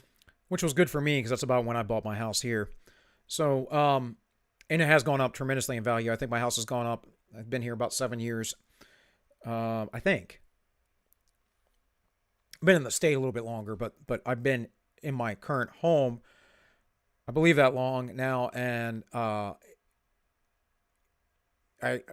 think last I looked, so my house was like $140,000 ish, 145, I can't recall, something like that, and it's worth like 200,000 now, or homes of this size in the area. That's a huge amount of inflation going on there, huge. Before it started to pick up then in 2012, and of course, look at where we are right now. This is just insane, actually, where we are right now. Look at this growth. I mean, this is just a huge upward trajectory now. This is what we're looking at with the housing market. Now, the last time I made this video for you, we weren't anywhere near this. We were sort of down here sort of area. So you can see this climb is just getting sharper and sharper, the incline going up. But I do think this is going to slow down as we go into the end of the year. I think we're going to see a slowdown in this very steep curve upwards. But let me show you the next thing that I think is very important right now. This is the home price to income ratio, also known as the PE ratio, the price per earnings ratio in the housing market. And I just want to show you how relevant this is. So this was the last housing bubble here, where we hit a ratio of about 7 to 1. So that means it took 7 years for your household income to... By the way, folks, I want you, even though he's focusing on this current end, that back end goes all the way back to 1955. Now, if you weren't aware and you don't know anything about economics in America and history and all that, these prices were really high back then because of all of the centralized government into business. Shortly after the returning home of all the vets during World War II and the baby boom, a lot of those regulations kind of passed away. And then eventually here in the 60s, JFK gave a big tax break. And you can see how it kind of went a little bit better until the inflation of the 70s, which is when we got off the Bretton Woods standard, of course, and everything else. But it still was pretty stable all the way until the subprime mortgage crisis. And, I mean, we're talking about here 1965 all the way to 2000. In fact, the prices were lower in 2000. So compared to your median income or the median income. And then it just shot up. And that was all caused by the government. The government caused the subprime mortgage crisis by talking in the late 90s, through bipartisan efforts, that they were going to ensure that every American could afford a home. This is absolutely absurd. Not everyone deserves to own a home. It requires responsibility. This is part of that backwardness of our country right now. People need to be responsible. The government says, no, you don't need to be responsible. And it just perpetuates the system until everyone is poor except for the elitist of the elite. Holly, you have to pick your outfit. Good Lord. Guys, there's a little in chat there where Holly's going to be co-hosting with me on the Justify the Memes tomorrow because Tank is on vacation. And we're going to try and work out. I got to figure out the backstage of StreamYards because I don't run it. I don't use it. I use OBS. So, anyways, we're going to do that later on this evening. And Holly likes to prepare, and I don't do anything prepared. I just run my mouth. So I do prepare the memes, though. I got to do that tonight, too, because I don't know if I'll have time tomorrow before the show. And I feel a little lackluster in the memes the last couple shows because I just actually preparing them and making sure and going through them before I go through the show gets me on point to segue a lot better and hopefully deliver the memes so they're funnier than just I don't know, just sitting there. So we'll see how it works out. Either way, Holly's gonna be with me the next 2 weeks on the Justify the Memes. You guys want to join us Wednesdays at 7 p.m. Eastern. All right, let's keep going. Purchase your home, and that was a bubble. Now, of course, it came down and reached a manageable level. Seen me talk about this before. Okay, so this is an important thing. He has here. The securities held outright in U.S. Treasury securities, all assets. So this is on the end here, this is the securities. And he's going to explain this, but essentially something like nearly 30% of all mortgage-backed securities are now owned in the United States by the Federal Reserve Bank. This is very important because there is a reason behind this. Now, I'm going to let him talk. He's not going to say the reason. He'll get to it, sort of allude to it. I'm going to tell you why, or at least what I think. You may not believe this at first until you do your own research, but this is the FRED data. So this is data from the Federal Reserve itself. This isn't a third party. This isn't me making it up. These are assets that are held outright by the Federal Reserve. So they're called securities. And let me just show you this. Last time I did this video, they're about here. I think it was about 4.3 trillion. So that means trillion because this is in millions. So 4,300 million is 4.3 trillion. Now I'll show you why this is so shocking in a moment then. Because look where it's gone. 4.3, we're now at over 5, almost 5.1 trillion. Now you might say, well, what are these assets that you're talking about here? What are these things? These are a lot of it mortgage-backed securities. What does that mean, Neil? Again, note the buying of this, the level, all the way back here. Let's see. It means that the Federal Reserve... 2010, and this is 01, so that would be the month when they're measuring from. So all the way back here at how low it is and how much it has gone up, especially in recent years. And this has been an upward trend since we can see this since around 2011, but but really, really on that upward climb since right before Trump came into office, and then certainly spiked here recently. This is very concerning. The non-federal Federal Reserve, which is a private bank, is buying up probably unstable mortgages for a reason. And again, he'll explain some things here in a little bit. Is buying your mortgage, or doing a swap to be more specific, with the bank that you took your mortgage through. So you think you went to, whichever bank it was to get your mortgage, and your bank holds your mortgage. Possibly not. What has happened in a lot of cases is the bank has swapped these credit lines with the Federal Reserve so they could then loan out more money, more mortgages. And you can see here that it's 2.7, almost 2.8 trillion out of all of their assets. So here we go. The total here is 5.1 trillion. And of that, the mortgage-backed securities are 2.7 trillion. So let me just bring that up. So 2.7 trillion here. So that is of a market cap. So the whole mortgage market is worth 10.3 trillion. So bear with me on this. That means total mortgages outstanding, 10.3 trillion. If you average it, divide it by the average house price, means there's 56 million accounts. So a private institution that is neither federal nor a reserve of capital, because they create the currency out of thin air and they give this to the banks.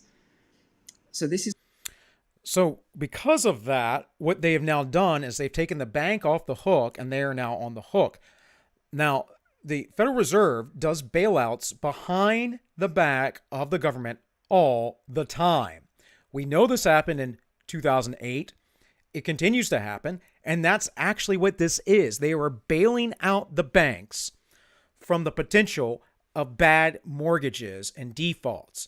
This is all part of a greater thing going on here. So the banks are propped up. The people will not be, I can promise you. And I can promise you, if people default, those properties will be bought up by some brokerage company or something like that, probably on pennies on the dollar, and then they will make a huge profit. And Neil McCoy Ward will get into something of the same sort here soon. This is quite concerning, very concerning news. So if we average it out, 184,000 per account, that's 15 million. That accounts for 27% of the entire mortgage market, and it's going up. This is going up all the time, and that's what really concerns me, because as I said, yesterday's conspiracy theorist, like I was a conspiracy theorist last year on inflation. Today I'm accurate on it. No one says anymore, oh, it's a conspiracy. Well, what if there's something going on with why the Federal Reserve is buying all of these mortgages? That's one thing that concerns me. Why are they owning 27% of the mortgage market? And that should concern all of you. Nowhere near the actual unemployment rate. So here he talks about the unemployment rate. Here again, we see the spike. We see how low it was. Kind of went up a little bit during the Bush era, but then went up big time under Obama. Now, you could say that was because of the market crash. It was not. It was because of the policies that we implemented because of the market crash. If they allowed the liquidity to go through, basically a lot of businesses would have went under that were bad businesses, and entrepreneurs would have bought those up, and the market would have went on just fine within about a year or two.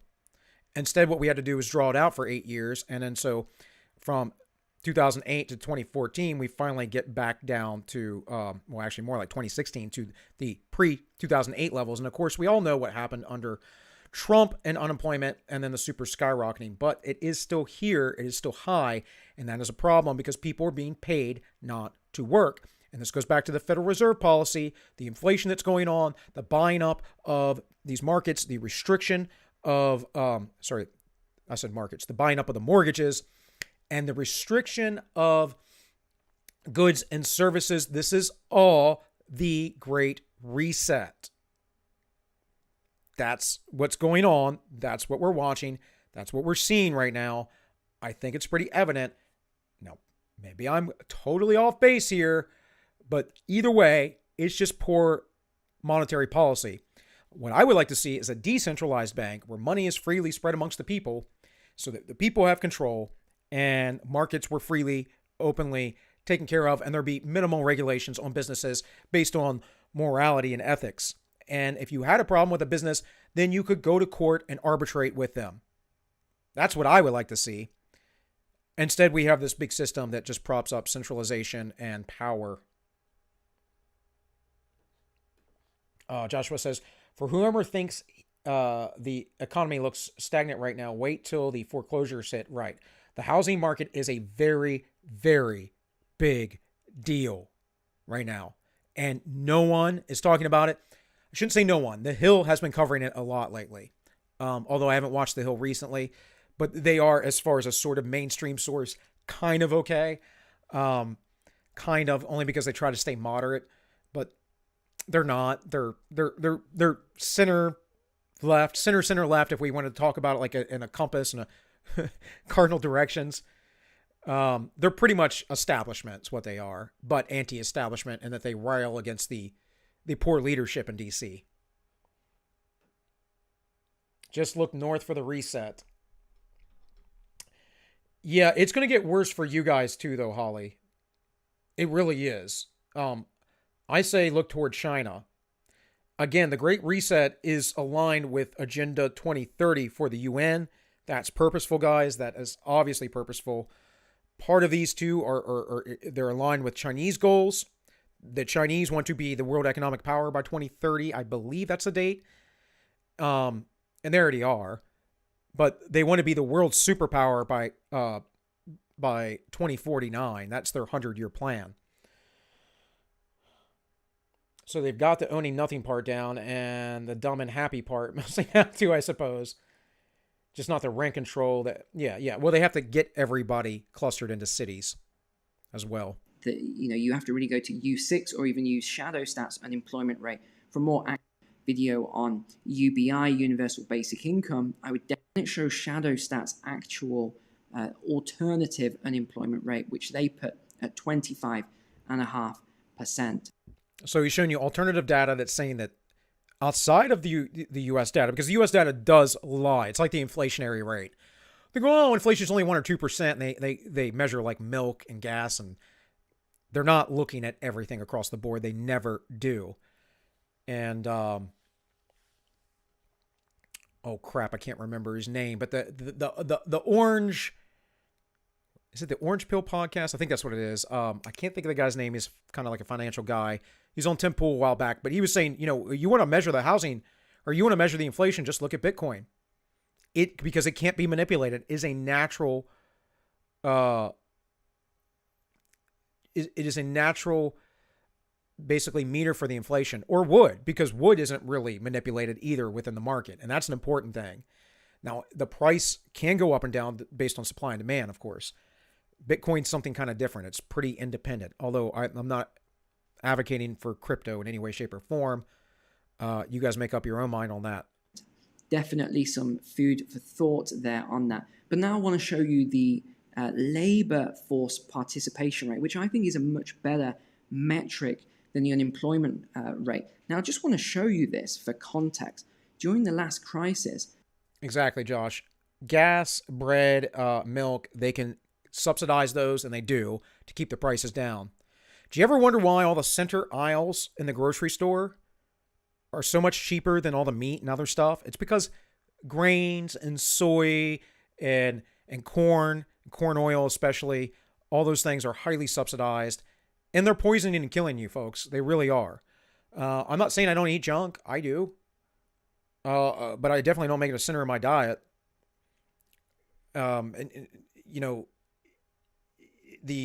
reality is that you want to eat healthy, stay on the outer edge of the store. Stay with all the meats, frozen meats, fresh meats, whatever. Stay with the cheeses, that kind of stuff. Stay with the produce. Maybe, I don't know, for starches, I'm usually a potato and rice kind of guy. If, some people don't do super well with starch.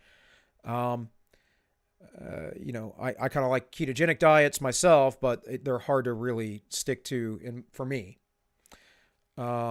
So that's one of the reasons why I do intermittent fasting and stuff like that as well. In any case, That's an aside. Let's keep going. Even though the unemployment rate dropped down, the labor force participation rate stayed pretty much the same. So we went from 66 to 65.7. So really, it didn't change at all, if you ask me.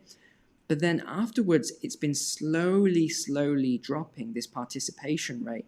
And then we sort of plateaued here before going up in sort of 2019. But then look what happens once we get into the COVID crisis. Right, because everything was locked down and it drops off abysmally. So let's see what else he's got next. That's not what I'm looking for. Okay, so real quick, I'm not going to cover this, but this is or play this, but this is really interesting. I didn't even know about this till I watched this video.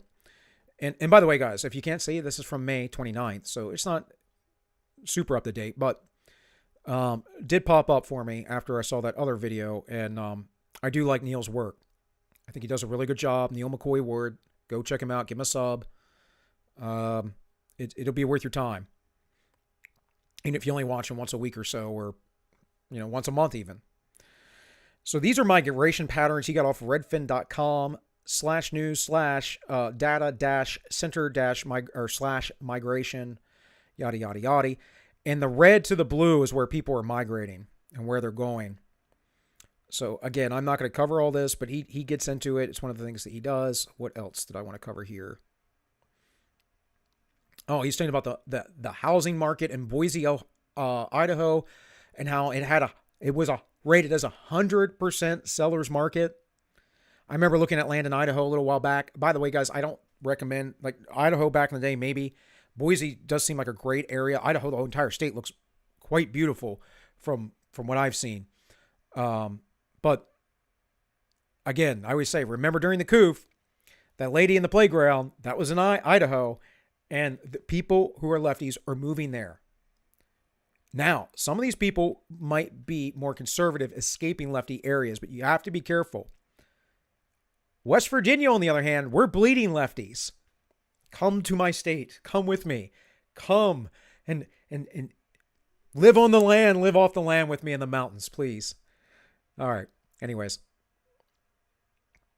there is a lot to be able to do out here, to develop a lot of infrastructure that needs to be developed. So I think this is part of the migration still. Okay, this was the last part that I wanted to cover. I think we're going to see more people moving out of their condos in the big city and moving more rural now, or not necessarily more rural, but they want more house, more land, because you can swap a condo in some cities for a large house in other areas. So I think we're going to see more of that, especially if you can get very strong broadband. You can get more bedrooms, because remember, a house isn't just a home anymore. It's also an office. It's a school. It can be all sorts of other things. You want some recreation space. I think we're going to see another trend towards gardening again. People growing gardens, especially with all this uncertainty. And if you want a little tip from me, if you don't have a garden, maybe think about growing a garden over the next year or so. Start doing some canning. If you follow my channel, you understand why I'm saying that. But these are sort of trends that I think we're going to see a lot more of. So just a little bit more data here for you then. We've got the statistics right here of what people want to do. The majority of people, if you look at this, they prefer working at home. In fact... All right, so this isn't actually the part. It's this right here. Okay. See which section off. Yes, Sam, build West Virginia ranch. We are eventually. It'll be a while. I got financial issues of my own that the wife and I need to take care of, and she's been try not to chide her. She's been, preparing for the baby. Nesting is real. It's very real. And she's been spending a lot of money lately that I don't appreciate, but it is what it is. I'm assuming the first initial 2 weeks of her doing nothing after the birth, and following months of her being a human, pacifier, that the spending will go down and we'll be doing a little bit better. And then I also think that obviously once I write this book, I'm hoping that it pulls in a certain amount of income. I don't really need to sell a lot, at least as far as digital books go. It's the hard copy books that don't pay well, or the paperbacks or whatever. But either way, I'm compelled to write this story that's come out of my imagination and somewhat predictive. Some of it is going to be a little bit parody, although it is a serious book. So there's going to be some parody satirical elements there that you'll see if you guys end up picking up a copy once it comes out. But, you know, I feel like I'll probably have it written within 2 months, 3 months, because I'm like that. I write a lot. And hopefully all the editing and everything's done within 6 months. I can get it to publishing by the first of the year. But also, when you structure a book, there's actually a way you have to format it nicely for it to be readable. Got to find someone to do cover art, or I'm gonna have to figure it out on my own, which I might be able to do because I am artistic. It just is I'm rusty. I'm very rusty with pen and paper, and I don't really do the digital stuff. So, so there's that. A survey was conducted recently where they said 70%.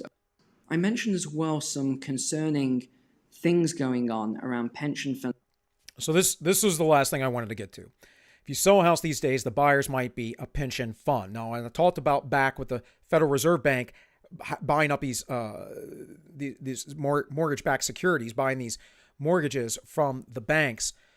Again, they'll come back around. The money doesn't mean anything to them. They just make it up. So if they just make it up, they just bought something out of nothing, right? And they'll come back around and sell this at some sort of profit later on. And again, this is part of that tactic. And this is a lot of what's going on. This is what Bill de Blasio said would happen in New York, that he wanted it to happen in New York. And that's where all that government housing and stuff comes in, and funneling people into the cities. Funds and hedge funds. The Wall Street Journal just did a piece on this. And here's the title: If you sell a house these days, the buyer might be a pension fund. Why are they talking about this? This is a good article. It might be worth you looking at. But this is all to do with bidding wars and all sorts of other things going on. But let me just read this out to you. So D.R. Horton, so this is a big house builder in the US, built 124 houses in Texas, and then rented them out and put the whole community on the block. A who's who of investors and home rental firms flocked to the December sale. The winning $32 million bid came from an online property investing platform, Fundrise LLC, which manages more than $1 billion on behalf of about 150,000 individuals. And ladies and gents, I think this is just the start of this movement. The hedge funds and pension funds buying up these houses. And let's put those to the side. You're also seeing all these large finance companies. And what they're doing is they're borrowing money at record low interest rates. So let's just use an example. Let's say that you get 2% on an interest rate and you're borrowing billions or hundreds of billions of dollars. And you go out then and you just start buying up houses, whole blocks of houses everywhere. And you get, let's say, a 5 or 6% return on your money. Think about that. Who wouldn't do that as a fund? If you can borrow at even 3%, but you can get 5 or 6%, you are going to make an absolute fortune on the margin. So this is what's happening. And that isn't even taking into account the gains. Remember, we've seen double-digit gains over the last year. It's forecast for double-digit gains again over the next year. I'm not sure about that forecast. I would have thought it would be a little bit lower than that. But the pension funds, remember, they're taking money. So your money, if you have money in a pension, they're taking these funds and they're using it to invest into the housing market. So from your pension, so if it fails, like a 401k kind of deal, right? If it fails, you're screwed. I don't trust these things personally. I think it's my responsibility. Like I don't trust whole life, even when I worked for the county, the pension system was there, but they didn't have a great pay raise scale over time or anything like that. Now the state prison system did. But anyways, guys, that's all I'm going to play for you there. So I appreciate you guys sticking with that. I know, we've taken up almost 2 hours already. But I will read some of The Naked Communist. I think we'll come back to the politics of obedience later on. Again, I won't be streaming tomorrow, most likely, unless my wife leaves for her appointment without me. But I will be over on the Ends Justify the Memes. So we should be back in plenty of time for that. I don't think I'll be streaming Thursday or Friday either, because she's got a big deal with her business in DC. And, I need to be there with her in case she goes into labor. Just the reality of it, guys, because we're at that point. And it's hard to say, could be 2 more weeks, or it could be any day now. She's due on the 14th, but, if any of you mothers already know, that is a projection. So let me get this up. And let me check the chat real quick.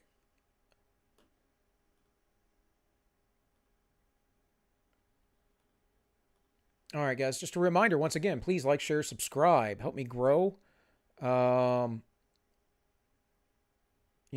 Post me elsewhere, shout me out. I really appreciate it. I didn't catch who did it, but yesterday on Don's stream, as soon as I got off here, I saw Don was streaming. I was like, oh, that's what happened to my chat. But it was good to hear from Don. Not that I couldn't just call him or something, but I'm usually not one to do something like that. But someone shouted me out over there, so that was appreciated very much, because that's what we need to do. We really do. We need to prop up people who are talking the truth. We need to be shouting on other channels. I don't see this as a competition amongst other channels. I know I'm going to have my fans versus other people, but I'm not here to cut down other YouTubers or anything, generally speaking. Now, I might disagree with folks. I'll speak openly about when I disagree or don't disagree, but it's, no real sweat off my back. It's just a disagreement. All right. Oh, also, guys, did I say it's 3 hours of sleep again? If you'd like to donate, you can do that on Entropy or DLive or on Subscribestar. All that, guys, is in the YouTube description and the DLive description. And this is where streaming for 2 hours, even though I didn't do a lot of talking today, after 3 hours of sleep, is starting to wear on me. I can already feel my tiredness kicking in. But I shall push on.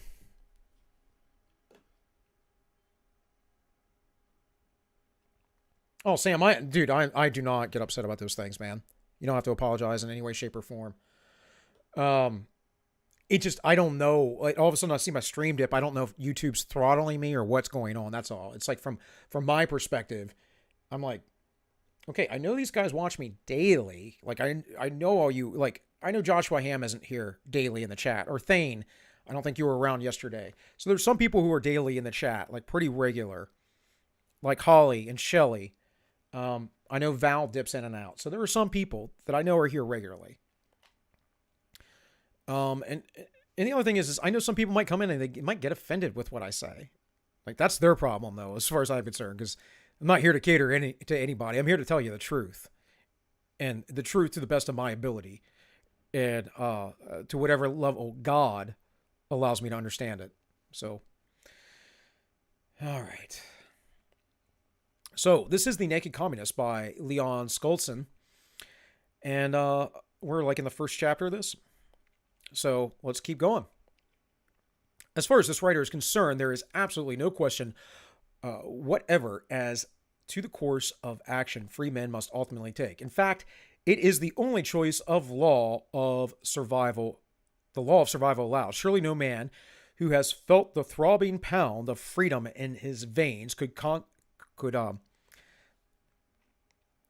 countenance capitulation as a solution. Sorry, guys. And no man who knows what lies beyond the lethal communist program of coexistence would dare accept the proposal as a long-range solution. Right. And I always say, go back to Manning Johnson. We should actually we should just read his Race, Color, and Communism, the whole thing through one time. Because I could probably get through that easily in a week. It's not a long read. What then remains? Several years ago, while serving with the FBI, this writer became aware that the experts on Marxism have known for a long time that there are definite ways to stop communism's code. Furthermore, if free men move in time, this can be done without a major war. That is why the book was written. It was written under the persuasion that modern men would be foolish indeed if they accepted the phenomenon of Homo Marxian as a permanent fixture in the earth. The problem with that is that we, us men, not the women, although I think there's the issues with the women too, but the men come first with the leadership. And us men have allowed our children to be taught by wicked people with wicked ideas that are antithetical to a free society. And they become indoctrinated and brainwashed. And much like I read to you yesterday from the politics or the obedience of political servitude or whatever it's called, like people who are born into this, they don't even know that they're not free. They have no clue. Now, I've experienced freedom in my life because, well, one, Christ, but even before that, I've always been my own person. I've always been a bit of a black sheep, right? I say I'm a heterodox because I am. It's not that there aren't people that agree with me or disagree with me or whatever. It's that I tend to not stand within the crowd. And I don't do that on purpose. I just tend to find that the crowd is wrong and stupid. Honestly. Yeah, Thane, I was told, I figured you did. I was told by, who was it I was talking to? Is it Ash? Was it Asher? I think so. On over on Sniper's Nest. I don't know everybody well enough yet, but she was on there. Unless I'm getting the names confused, but she was on there and told me that she loved my show and watches it later. So I appreciate that. Like anytime you guys do that kind of stuff, I really do. I never expect this channel to be like super big or anything. It's not really my goal. But it is motivating because when you have some sort of compulsion to do something like this, I mean, literally, like it's like me having the compulsion to read scriptures and do whatever last night. I was till 3 a.m. I can't not. I have to. And I like even this weekend, knowing that I had a party and I didn't hang out with anybody afterwards, but I did watch the UFC fights here at the house. And then on Sunday, not really having anything to do, I'm like, I wanted to stream. But it's like, well, yeah, I also need time off. I need days off and those kind of things. So, Ash is a guy. Well, if it's not, I cannot remember the lady's name, man. It was a few weeks back. It might have been on a Monday stream too, or Tuesday night stream. I don't know. Whenever I come in on Sniper stream, it's usually after he started. So,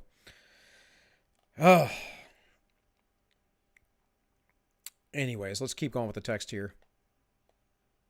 But thanks for correcting me, Dollhawk. Shh, don't tell him. I like that. Again, guys, I don't remember everyone's name all the time, even though I interact with you guys in the chats and other people's streams.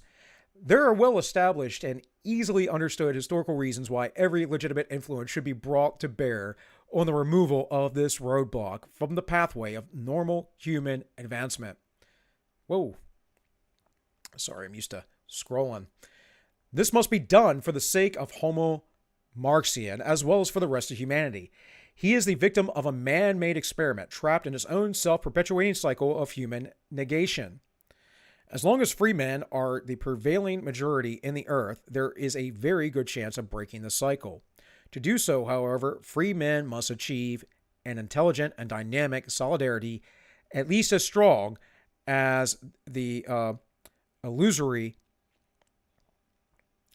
but firmly fixed purpose of Homo Marxian, or illusionary, I guess would be a better word that I would use, right? At the conclusion of this study, there are lists of numbers of policies which, if used in time, could remove the roadblock that Marxist man was thrown across the pathway of the race. These policies are solutions which automatically spring out of the understanding of the history, philosophy, and ultimate objectives of Marxism. They are also the cold hard facts which have grown out of the bitter experiences in attempting to deal with the Marxist man. If enough people will study the problem and move across the world in one vast united front, it is entirely possible that the race can celebrate the close of the 21st century with a monumental achievement, freedom, and our time for all men. Now, yes, but no, because this is not the default is slavery, guys. People like their slavery. They really do. Liberty is something that must be fought for. Liberty, you must fight for fervently. It's the reason why many people, including, I believe, C.S. Lewis, discuss how they don't really believe in natural rights because you always have to establish them through action, and that the default is that those rights are taken away from you. Now, he's not the only one that believes that. There are a lot of people in the church that believe similar things, but depending on which denomination you might belong to. So, Chapter 1, the founding of communism. In this chapter, we shall try to become acquainted with two men. The first is Karl Marx, the originator of communism. The second is Frederick Engels, his collaborator. We shall try to present their lives in a way that communists present them, not as the soft, visionary social reformers, which so many textbooks seem anxious to describe, but rather as two-fisted, power-hungry revolutionists, which their closest followers found them to be. Although presented in brief summary, this chapter attempts to include sufficient detail so that the student of communism can answer these questions. Why do Marxist writers call their founder a genius, yet frankly admit he was a violent, quarrelsome, contentious man, a dictator, and a swashbuckler? He was no genius, guys. You cannot say that a guy that believed that we must build up a totalitarian state and that a totalitarian state would suddenly give up its power was a genius. That's like mental retardation. I don't think he hashed out much. I think Engels wrote a lot for Marx and used Marx's name. That seemed to be the case. Was Marx well educated? What was his nationality? Where did he do most of his revolutionary writing? How was it that Marx never acquired a profession, an office, an occupation, or a dependable means of livelihood? How did Engels differ from Marx? What were the 6 principal goals which Marx and Engels set forth in the Communist Manifesto? Why did Marx believe one of his first tasks was to dethrone God? Because that's all part of that, again, that beast system of putting a man in your heart above God. That is sitting in the temple, because that is the temple, guys. There is no third temple. That's all a bunch of dispensationalist, nonsensical, modern Christian Zionist crap. It's not in the Bible. The third temple is you. The end. Not going to get into it after that. Why did Marx fail in his 2 attempts to create organization for the promotion of world revolution? Actually, let me go back to that comment I just made. If there is a third temple that is a physical place and building, it is after the second death and the holy city coming out of heaven and being on earth, scripturally and according to the ante-Nicene fathers. So, anyways, sorry. I digress. London, 1853. On a chilly, foggy day in 1853, a British government official stood in the drizzling rain before the doorway of a human hovel in the heart of London's slums. He knocked and after a short delay was admitted. As the officer entered the room, thick clouds of smoke and tobacco fumes billowed about his head, causing him to choke and cough while his eyes watered. Through the haze, he saw the proprietor of the slum dwelling, a barrel-chested man with a disheveled... we're not going to scroll now. Good Lord. Disheveled hair and a bushy beard. The man greeted the officer in a strange German accent, offered him a clay pipe, and then motioned him to a broken back chair.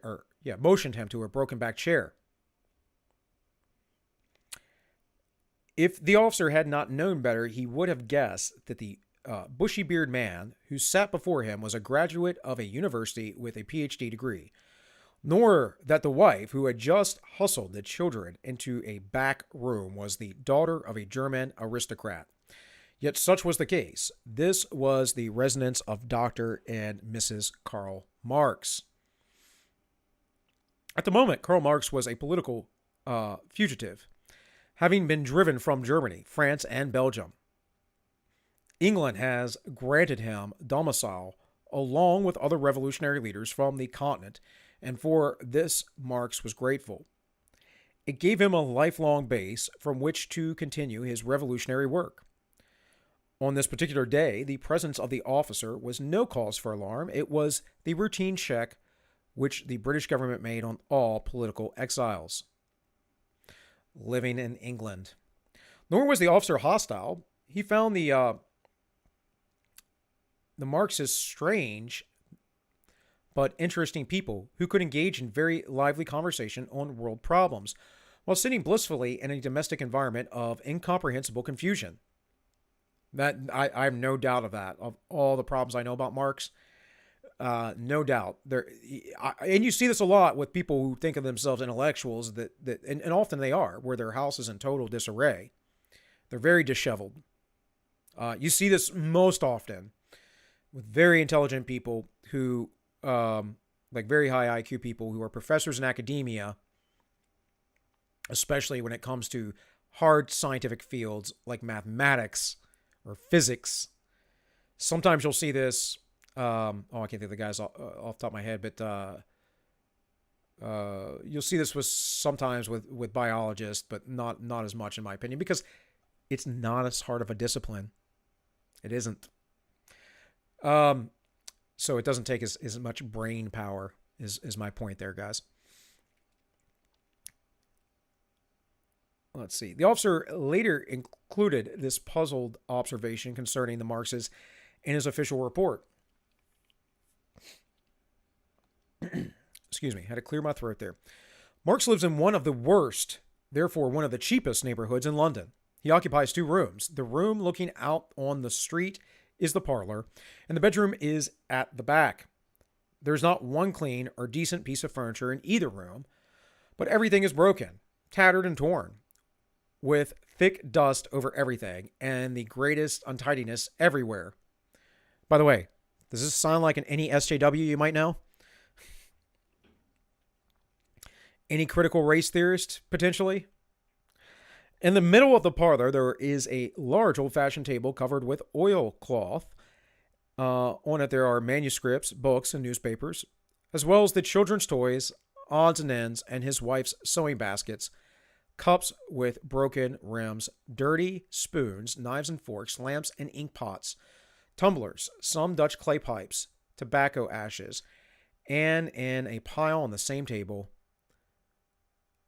But all these things do not in the least embarrass Marx or his wife. So he's saying the guy lives like a slob, but it's not even embarrassing to him. I know these people. I've met them. The white trash of the world, if you would. The people that live in absolute squalor. They're hoarders.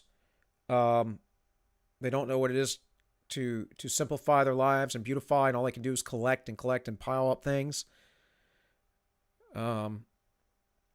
It's kind of sad, but you know, I've been in these homes where I've literally been like, people have offered me food, and I'm like, I don't really feel all right to eat in here. It's so gross.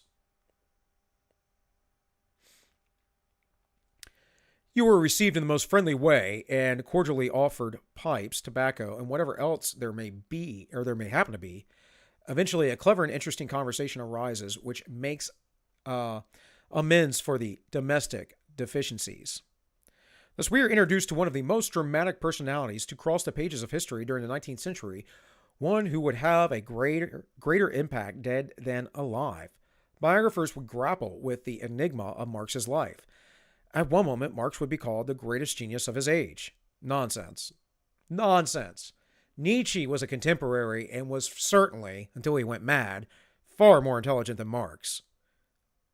I mean, Dostoevsky and Tolstoy as well. I mean, good Lord. Like, we're propping up Marx here. This is just absurd.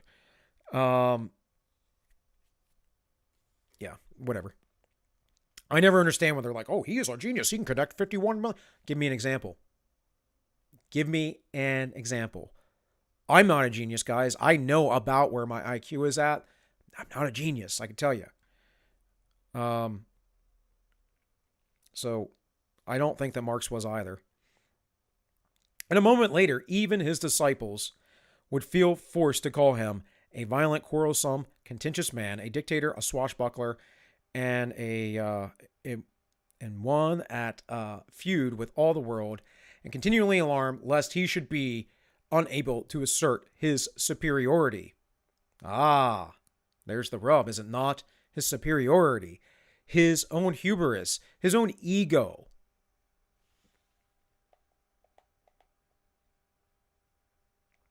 Dollhawk's going to tell Ash. Cool. Just realized it was probably Chella. She had a Gadsden flag.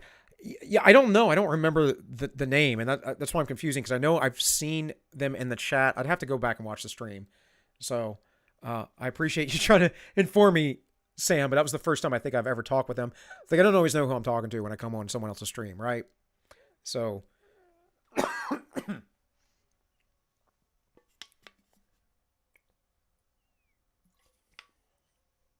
Excuse me, guys. Such were the contradictory, surging forces of human dynamics which found expression in the turbulent personality of Karl Marx. It's not even that it was Marx's personality, it's the personality of almost everyone who embraces these ideas. It is I know best. It is the morning star that falls in the book of Isaiah, right? I will make myself like God. I will sit upon high. I will make myself, worshipped. Everyone loves attention. Don't get me wrong. But I just don't understand this. I don't understand this need to make yourself a god when you are merely a man. The early life of Karl Marx. Karl Marx first saw the light of day at Tervez, Germany, in May 5th, 1818. He certainly had no need to apologize for his progenitors. For many generations, his male ancestors on both sides had been outstanding scholars and distinguished rabbis. Okay. However, the father of Karl Marx decided to break the ties of the past, both religiously and professionally. He withdrew his family from the local synagogue to join the congregation of a local Protestant faith, and then reached out after professional recognition as a practicing attorney. And Marx's father was successful. Marx was not. He was never successful. Karl Marx was 6 years of age when the traditional mournings of the family were thus uprooted, and some biographers of Marx attribute his rejection of religion in later years to the conflicts which this sudden change in his life precipitated. Well, okay. My father's been an ordained minister since, I'm pretty sure, before I was born, or the year I was born, or whatever. I grew up going in the church. My parents were very strict about this. We always had to go to church. If I stayed the night at someone's house, I had to go to church with them. They had to know that their parents went to church.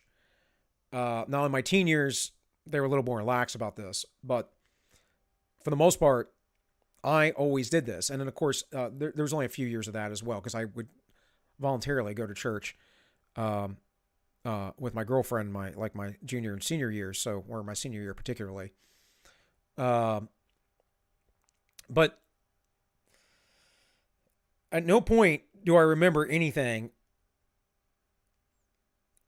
about theology and things changing. My father left the Church of God, a Pentecostal congregation, when I was 8 years old. I remember when he had a church in Middletown, Maryland. I think the church is still there, which is a little town right outside of Frederick, Maryland.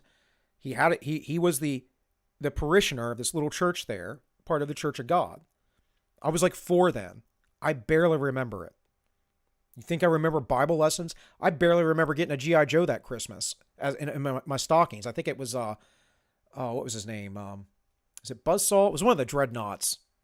So, I don't think that this was a influential thing that happened to Karl Marx at 6 years old. I'm just saying, children, they're not that perceptive generally, unless they're super geniuses at that age. And again, I don't think Karl Marx was. I just don't.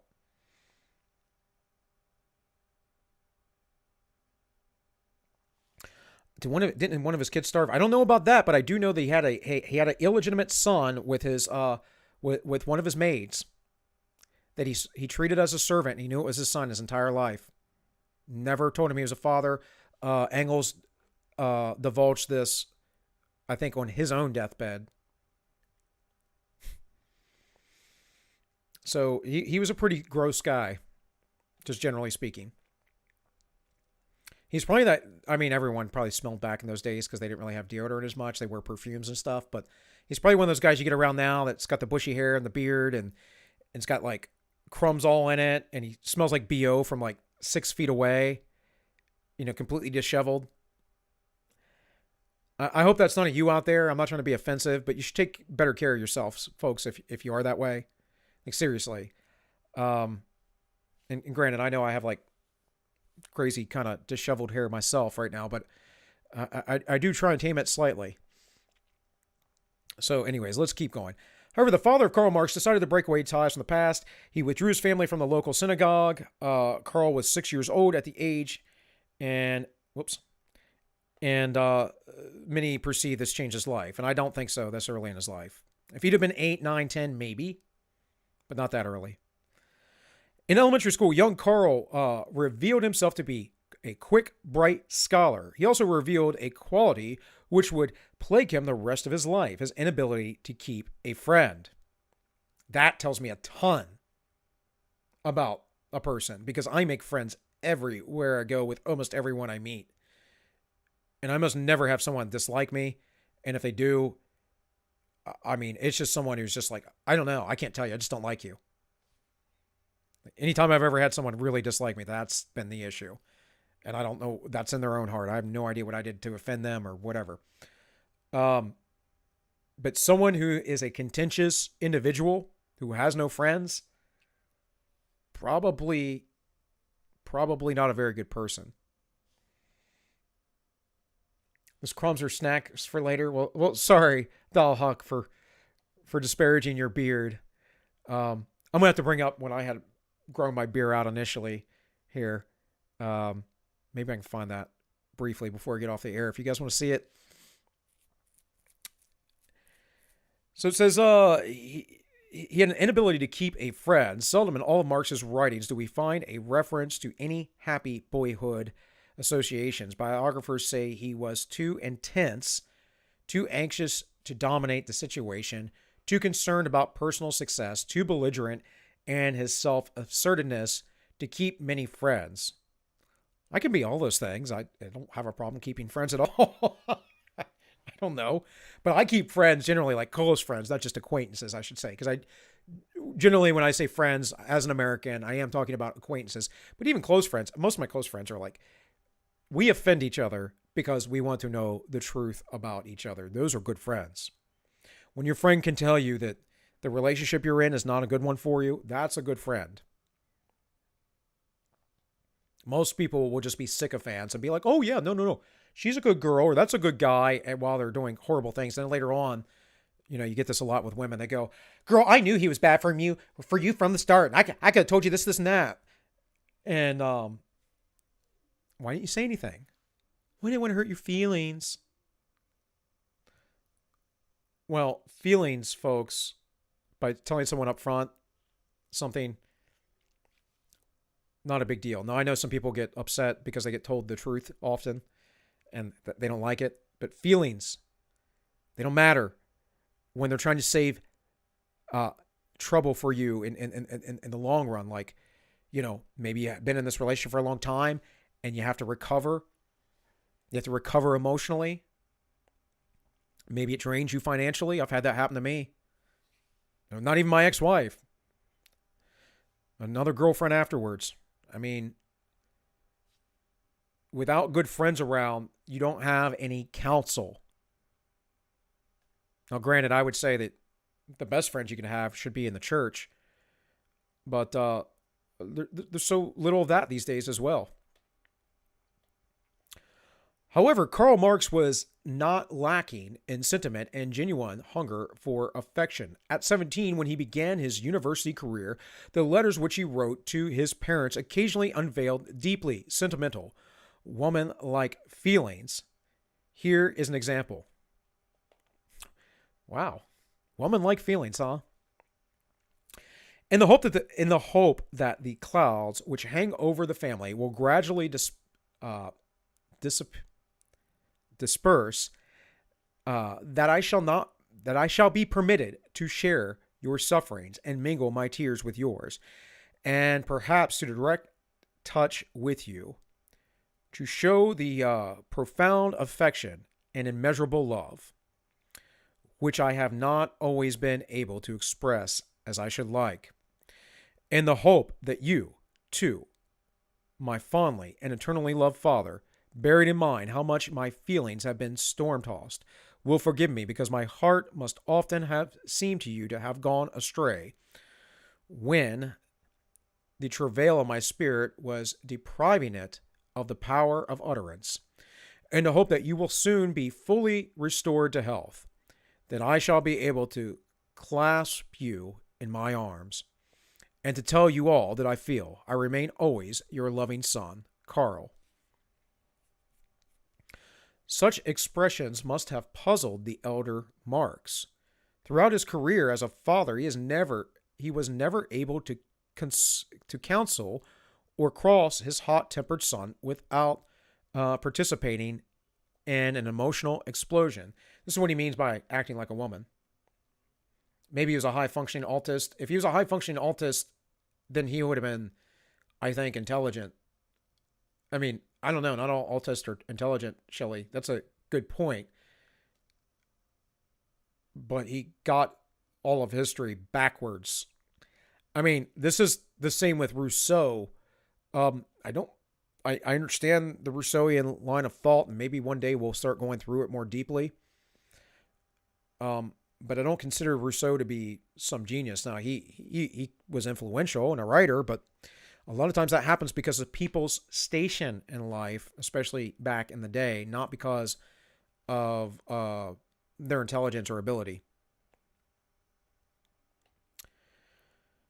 So, anyways, it says the letters of Marx makes frequent reference to violent quarrels between himself and his parents. The letters from Karl's parents complain of his egotism, his lack of consideration for the family, his constant demands for money, and his discourtesy in failing to answer most of their letters. That sounds more like a narcissist to me than someone who's autistic.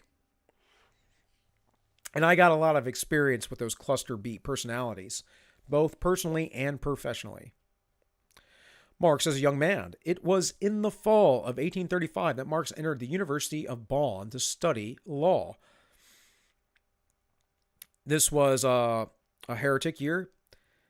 He scandalized his parents by joining a tavern club, running himself deeply in debt, and almost getting himself expelled for nocturnal darkness and riot.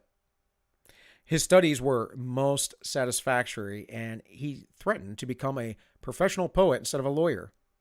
And he wrote a lot of poetry, and it was dark, very dark. In the summer of 1836, he fought a duel and received a wound over the eye. It was finally decided that it would be better for the University of Bonn if Karl Marx transferred to some other university.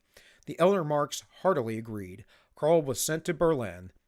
It was at the University of Berlin that the intellectual forces of Karl Marx became sinews, and the whole pattern of his life began to take shape. Although he complied with his father's wishes and studied law, it was a half-hearted camouflage to cover up his avid exploration of philosophy. In the midst of this exploration, his father died, and Marx immediately came out in the open with his announcement that he would seek an academic career.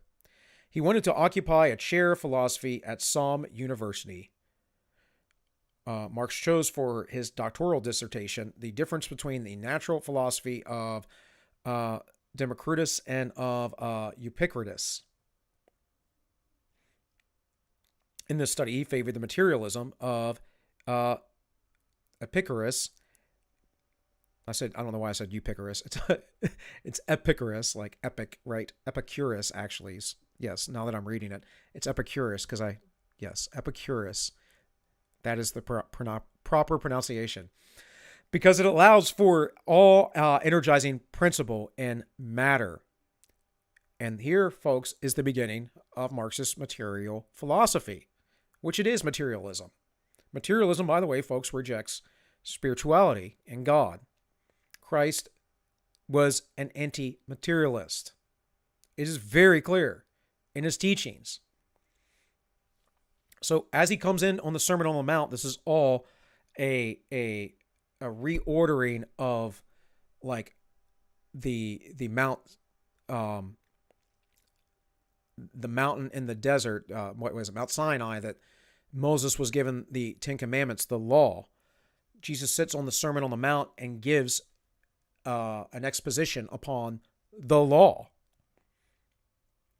And then there are some people who would say, well, what about Luke and Mark and blah, blah, blah. Those were different sermons at different places. There was a sermon on the plain. There are different sermons in different places. Jesus says often the same things, just like I often say the same things, because this is how teachers, educators work. We are expressing something, a message, and that message may grow and expound, but often we're going to repeat ourselves. It's just how it works.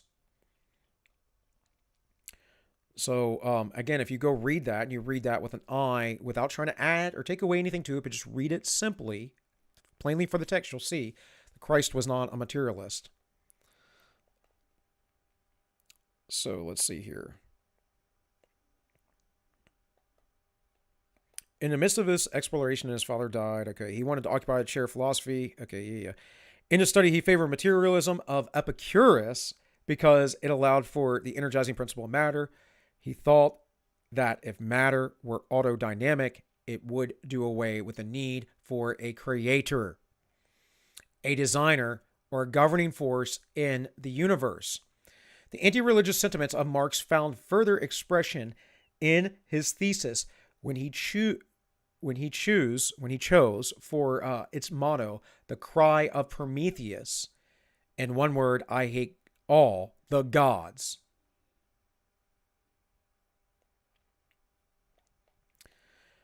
During this period of intellectual incubation, three things dominated the thinking of Karl Marx: his desire to discover a philosophy of nature, his desire to completely repudiate all forms of religion, and his desire to win the hand of the daughter of Baron von Westphalen.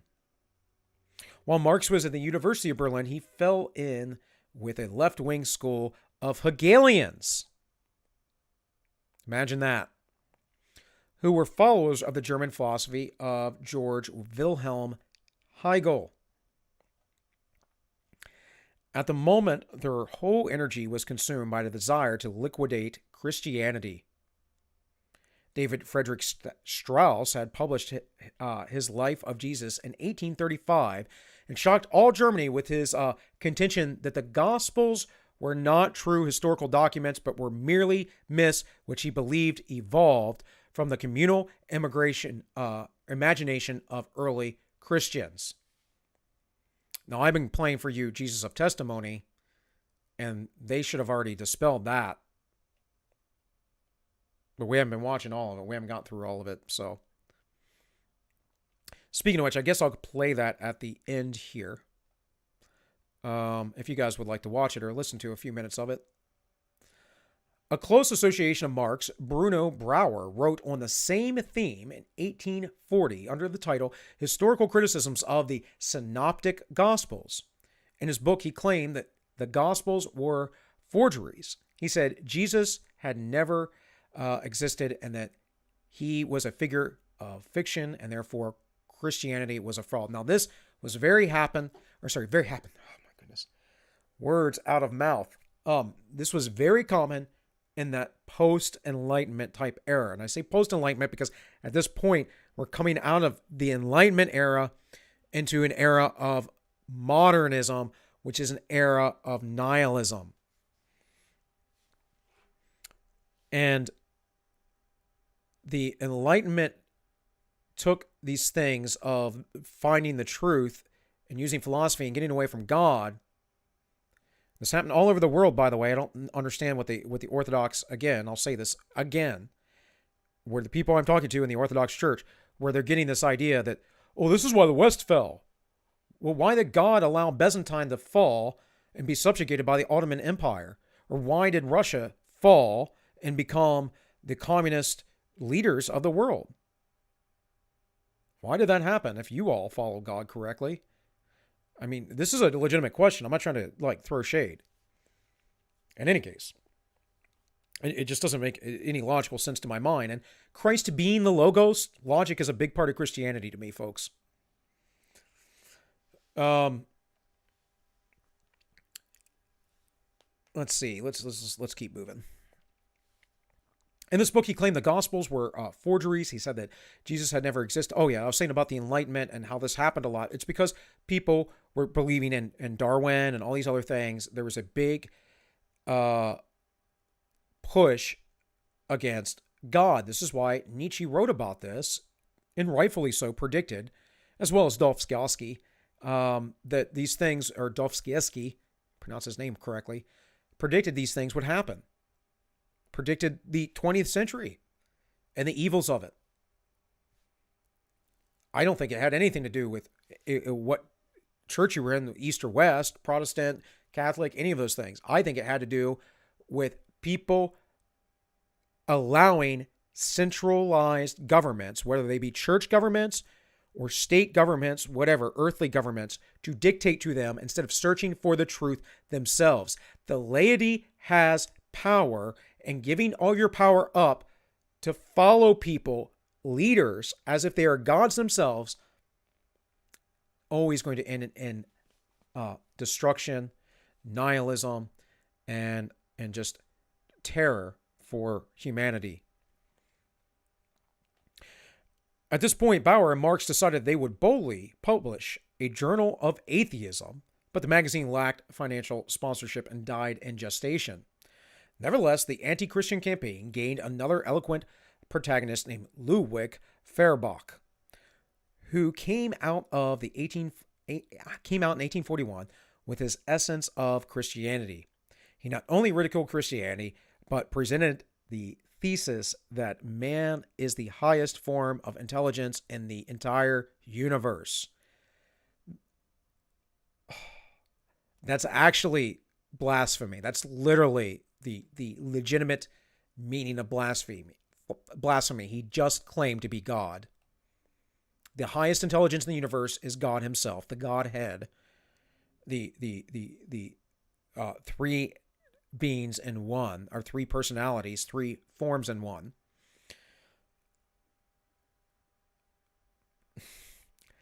That's pretty bad, in my opinion. I mean, I'm not the most pious guy, but I certainly believe you do not blaspheme God. You do not claim to be Christ or anything of the sorts, or God, or to have those kind of powers. This exotic flash of speculation fascinated Marx. He had written the same idea into his thesis for a doctorate. Marx had blatantly said it is necessary to recognize as the highest divinity the human self-consciousness itself. More blasphemy. I mean, you can see, though, these doctrines, again, if you're religiously minded, come straight out of the pit of hell. Just reading these basic things. The government's reaction to this anti-Christian campaign took a serious turn. Therefore, Marx decided it would not be prudent to present his thesis to the University of Berlin, where he had been studying. His friend Bruno Bauer suggested that he go to the University of Jena. Marx followed this suggestion and consequently received his degree of doctorate in philosophy from that institution in April 1841.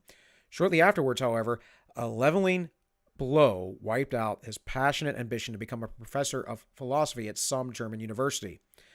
This resulted from the fact that Marx collaborated with Bauer in writing a pamphlet which was vigorously investigated because of its revolutionary flavor.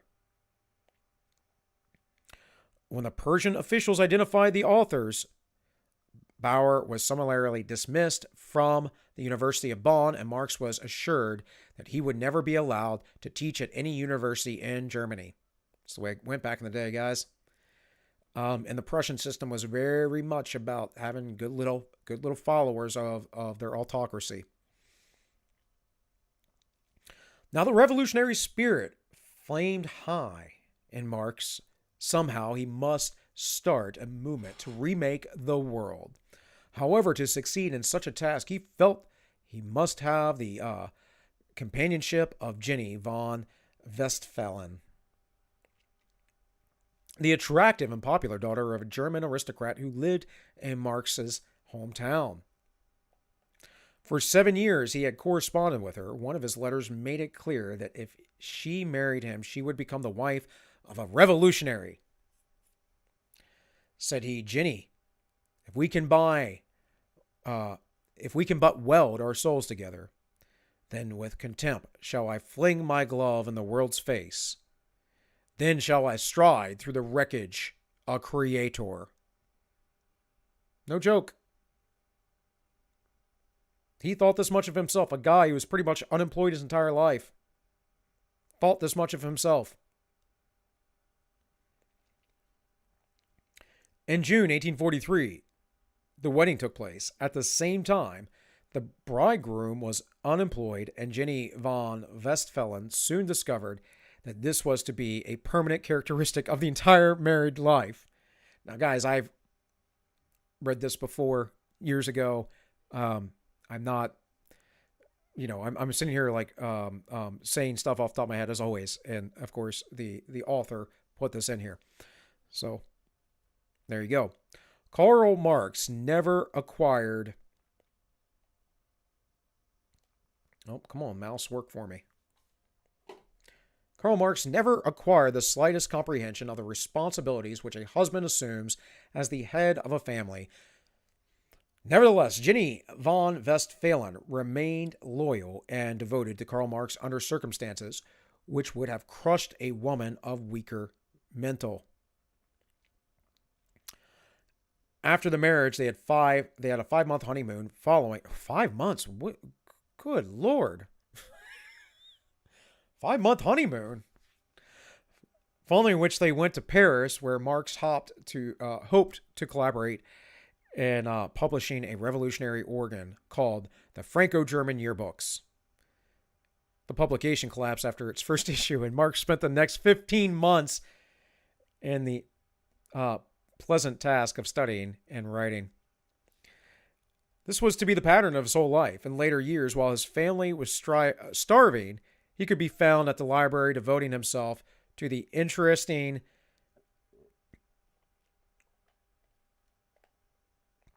but, for him, completely ruminative study of higher mathematics. The interesting and unfruitful study of higher mathematics. Voltaire referred derisively to the breed of men who cannot run their own families and therefore retreat to their attics so that from there they can run the whole world. Yeah. Marx seemed to fit the pattern. Although he seems physically indolent, Marx was actually capable of prodigious qualities of intellectual works if he dealt with the subject which interested him, which would suggest to me he was not autistic, but artistic, which you have to develop artistic discipline, guys. Otherwise, he would not stir. As a result of these personal characteristics, Marx never did acquire a profession, an office, a regular occupation, or a dependable means of livelihood. Concerning this phase of his career, a friendly biographer states, regular work bored him. I would go nuts without something to do. But yeah, and I mean physically laborious as well, guys. Conventional occupation put him out of humor. Without a penny in his pocket, and with his shirt pawned, he surveyed the world with a lordly air. Throughout his life, he was hard up. He was ridiculously ineffectual in his endeavors to cope with the economic needs of his household and family, and his incapacity in monetary matters involved him in an endless series of struggles and catastrophes, which was always in debt, was incessantly being done by creditors.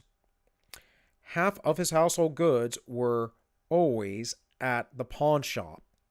His budget defied all attempts to set it in order. His bankruptcy was chronic. The thousands upon thousands which Engels handed over to him melted away in his fingers like snow. This brings us to his only close friend Karl Marx ever had, Friedrich Engels.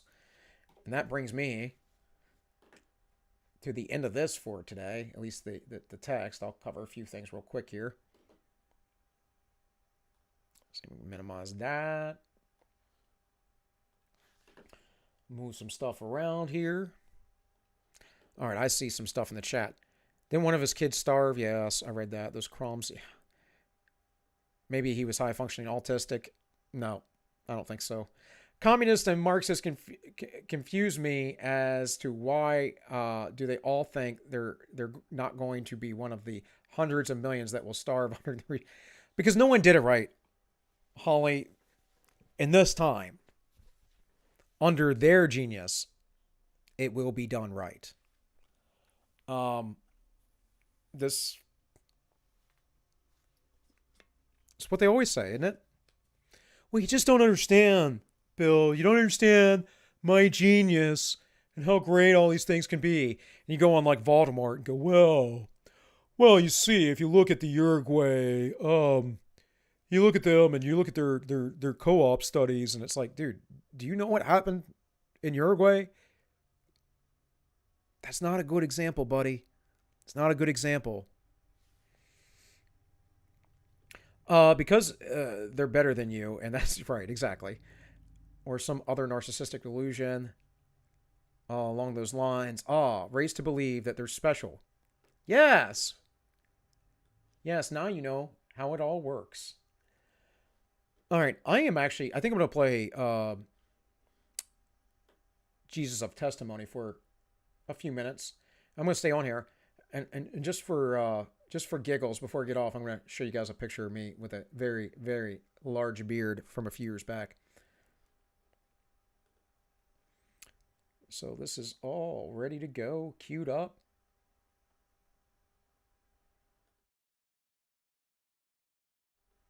Real quick, guys, once again, if there's a volume issue or anything, let me know in the chat. I'll fix it as soon as I can. Inasmuch as many have undertaken to compile an account of the things accomplished among us, just as they were handed down to us by those who from the beginning were eyewitnesses and servants of the word, it seemed fitting for me as well, having investigated everything carefully from the beginning, to write it out for you in consecutive order, most excellent Theophilus, so that you may know the exact truth about the things you have been taught. Luke was writing historiography. He tells us in his preface, and novels didn't have these kinds of prefaces, that a historical preface. I mean, there's one novel that I think of that has a preface that tells you how he made the story up, Longus. But Luke says that he's going to detail the events that were fulfilled among us. Well, that's the language of historiography. Also, Luke tells us about the kinds of sources that were available to him. The first 4 verses of the Gospel of Luke, often referred to as his prologue or preface, actually give us the most detail of any passage in the 4 Gospels of what one of those writers thought he was doing.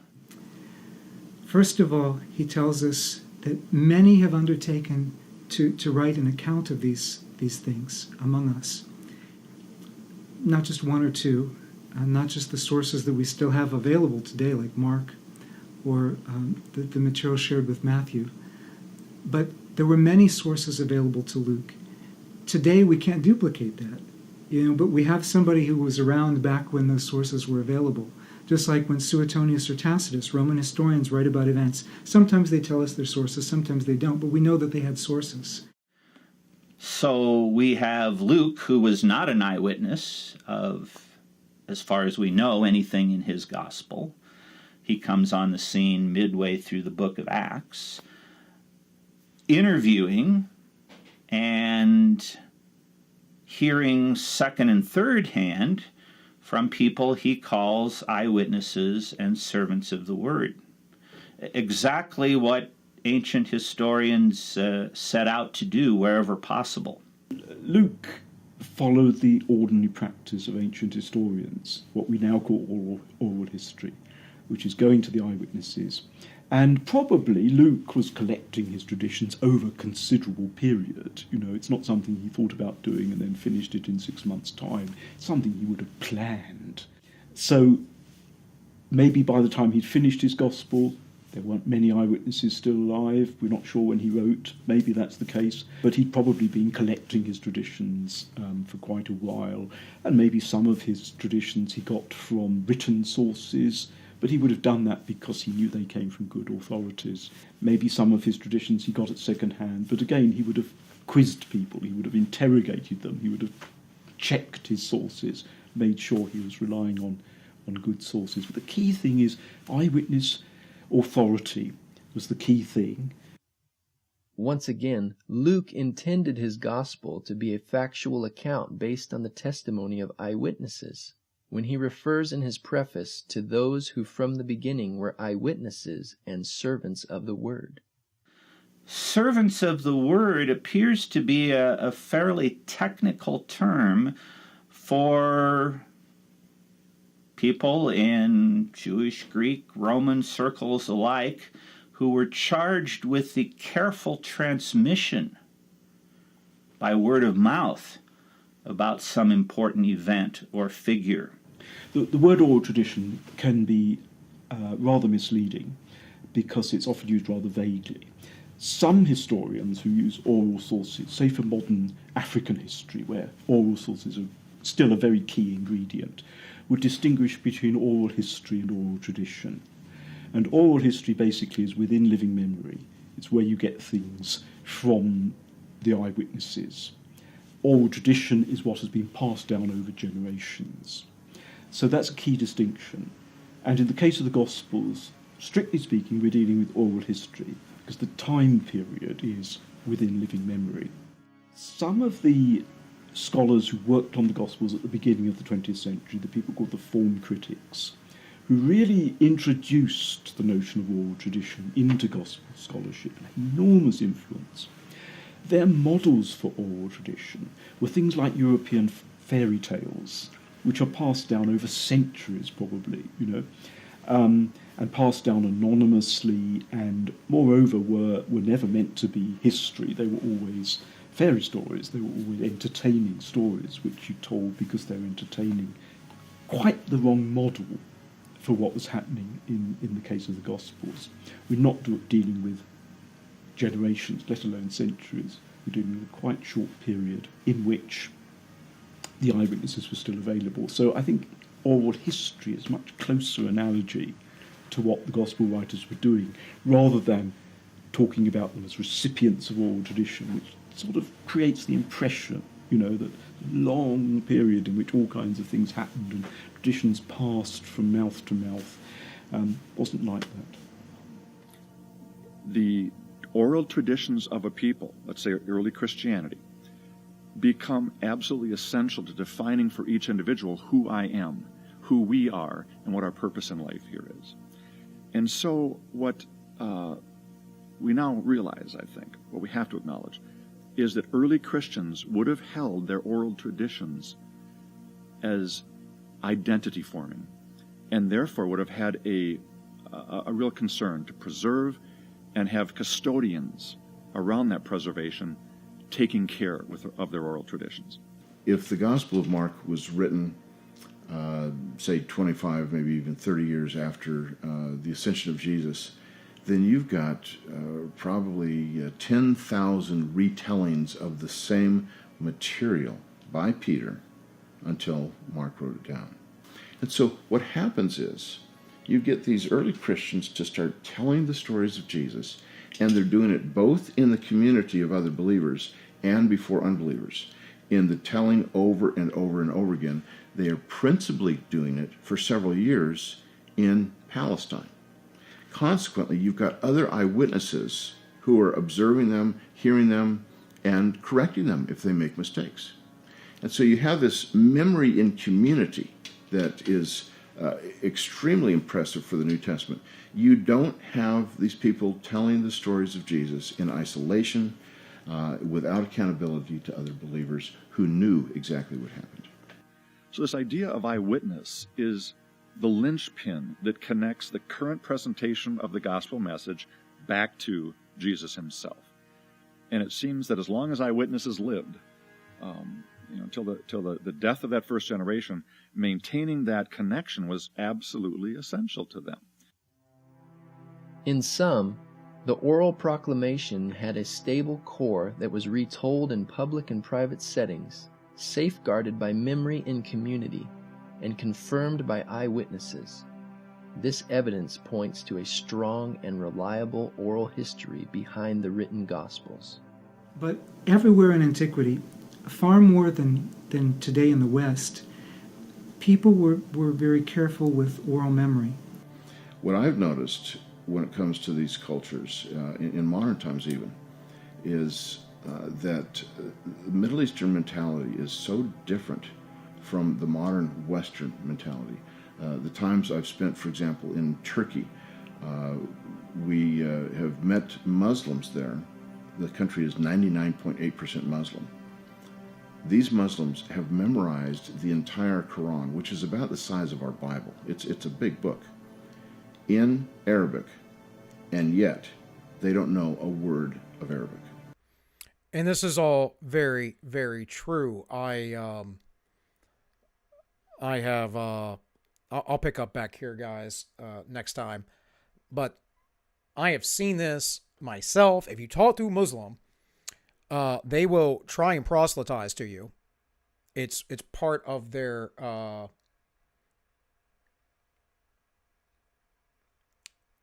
it's part of the basics of their faith. Like they have to do it. So and their whole thing is that they're always trying to discount Christianity. Like always. So it's one of those things where if you're talking to them and you're a Protestant Christian, you don't tend to have a lot of good background on why you believe the things you believe, because you don't understand the lineage as well. I'm not saying everybody in a Protestant church. There are plenty of good Protestant churches out there, in my opinion. But Protestantism has a lot of problems too. I mean, the church as a whole has a lot of problems, I think. But yeah, I mean, there is there is that. So anyways, sorry guys. I am sitting here trying to mess around so I can get this up. So last thing, hope you're all watching. If not, you know, I'm just going to show you Big Beard Bill. Some years ago, my wife told me she never would have married me, and I literally shaved this off right before we met. She told me she never would have married me had I still had this beard. So this is me all fly. I had court that day. So, but more importantly, I got a cut. I got, like, after 9 months or something, not touching my beard 1 ounce. This was like 3 years ago. 4 years ago, actually. Not touching my beard 1 ounce. I finally got it cut. And the difference was dramatic to me. I had to take pictures of it, like, before and after, because it just blew my mind. My sister said she couldn't tell a difference. I'm like, what? So, here's Big Beard Bill. That's like a Joshua Ham beard there, I think. And the difference between a trim. It's been a long time since I've done all that, of course. Like, you can totally see how it's filled under in the one picture, and then after it's trimmed. It, like, literally, it looks not like much, but I felt so naked afterward. So, there you go, guys. There you have it. That is if I grew my beard out, which is a big pain in the butt. That's why I actually shaved it down. I got not used to it. Yeah, Mountain Man. That's right. That's right, Shelly. But I do look pretty boss here. I mean, aside from my patchy mustache, which is filled in quite nicely over the last few years. Your wife says if you shave it off, we're done. Yeah. Now she's kind of like, she don't care. I don't know. I kind of like this isn't the best picture maybe, but I did really like this when it was like hanging out. Had that Mountain Man look. I used to get girls, beard groupies was really weird because, you know, I've always had to shave, always had to be clean shaven and for work. And all of a sudden I get all these girls that be like beard groupies, and I wasn't dating at the time. So, like, this was before I met my wife, but it was strange. I had this girl hit on me. Like, oh, you have such a lovely, big, beautiful beard. And I'm like, okay, this is weird. But hey, I mean, to each their own. Some ladies like it, you know. My wife doesn't like it when I shave, though. Like right now, this is actually, I've been keeping it kind of short and shaving under the chin and all that. She's not complaining about it, but I know one time I shaved down to like stubble, and she was not very happy. You get Abe Lincoln vibes. Fair enough. I hope, actually, it would probably do me good to be as unattractive as Abe, but I was about to say, I hope I'm a little bit better looking a man than Abe was, because he was a gnarly looking dude without that beard. Alrighty, guys. Well, that's all I have for today. I really do want to get back to streaming this week, but I just don't think it's going to be happening. So just keep an eye out.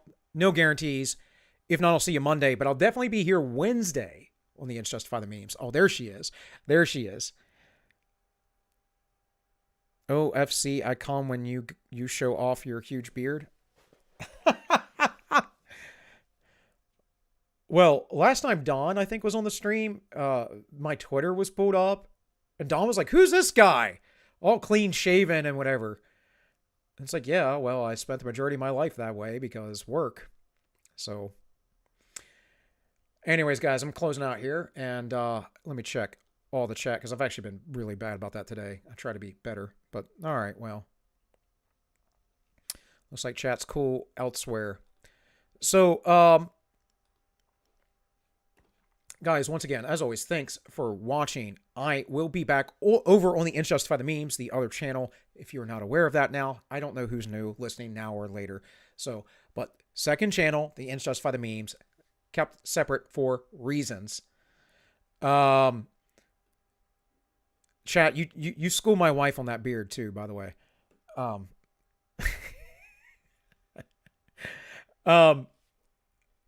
So Holly and I will be over there tomorrow night. I just don't think I'm going to be able to stream tomorrow. Thursday or Friday aren't looking good either. So we'll see. And after I work things out with Holly and I, we'll decide if we stream Sunday or not. So I'm sure Holly will be up for that if she doesn't have any plans. But I will try and keep you all informed, and just look out for things, and hopefully, I don't know, hopefully I can get to it. But this is why I started live streaming, because irregular schedule right now, guys, until the baby gets here, and of course even afterwards, after she gets here, going to be a little touch and go for a while. But I will try and stream. I will try and touch base with you guys at least once a week here. And of course, the Ins Justify the Memes, we are trying to keep rolling regardless. So, because I don't have to produce it. Tank does that. So all I got to do is show up and have some memes. And I don't even have to do that because we started off without a Memecast news and we can run it without it. So in any case, guys, I appreciate you once again. If you are in the stream later, like you're watching it later, please remember to like, share, and subscribe. I know I say that a lot, but really, people forget. I forget. So please do that. In any case, folks, this has been the Ins Justify the Memes. No, that's the other channel. Let's not do that. This has been All Minus One. My name is Bill, and I wish you all well.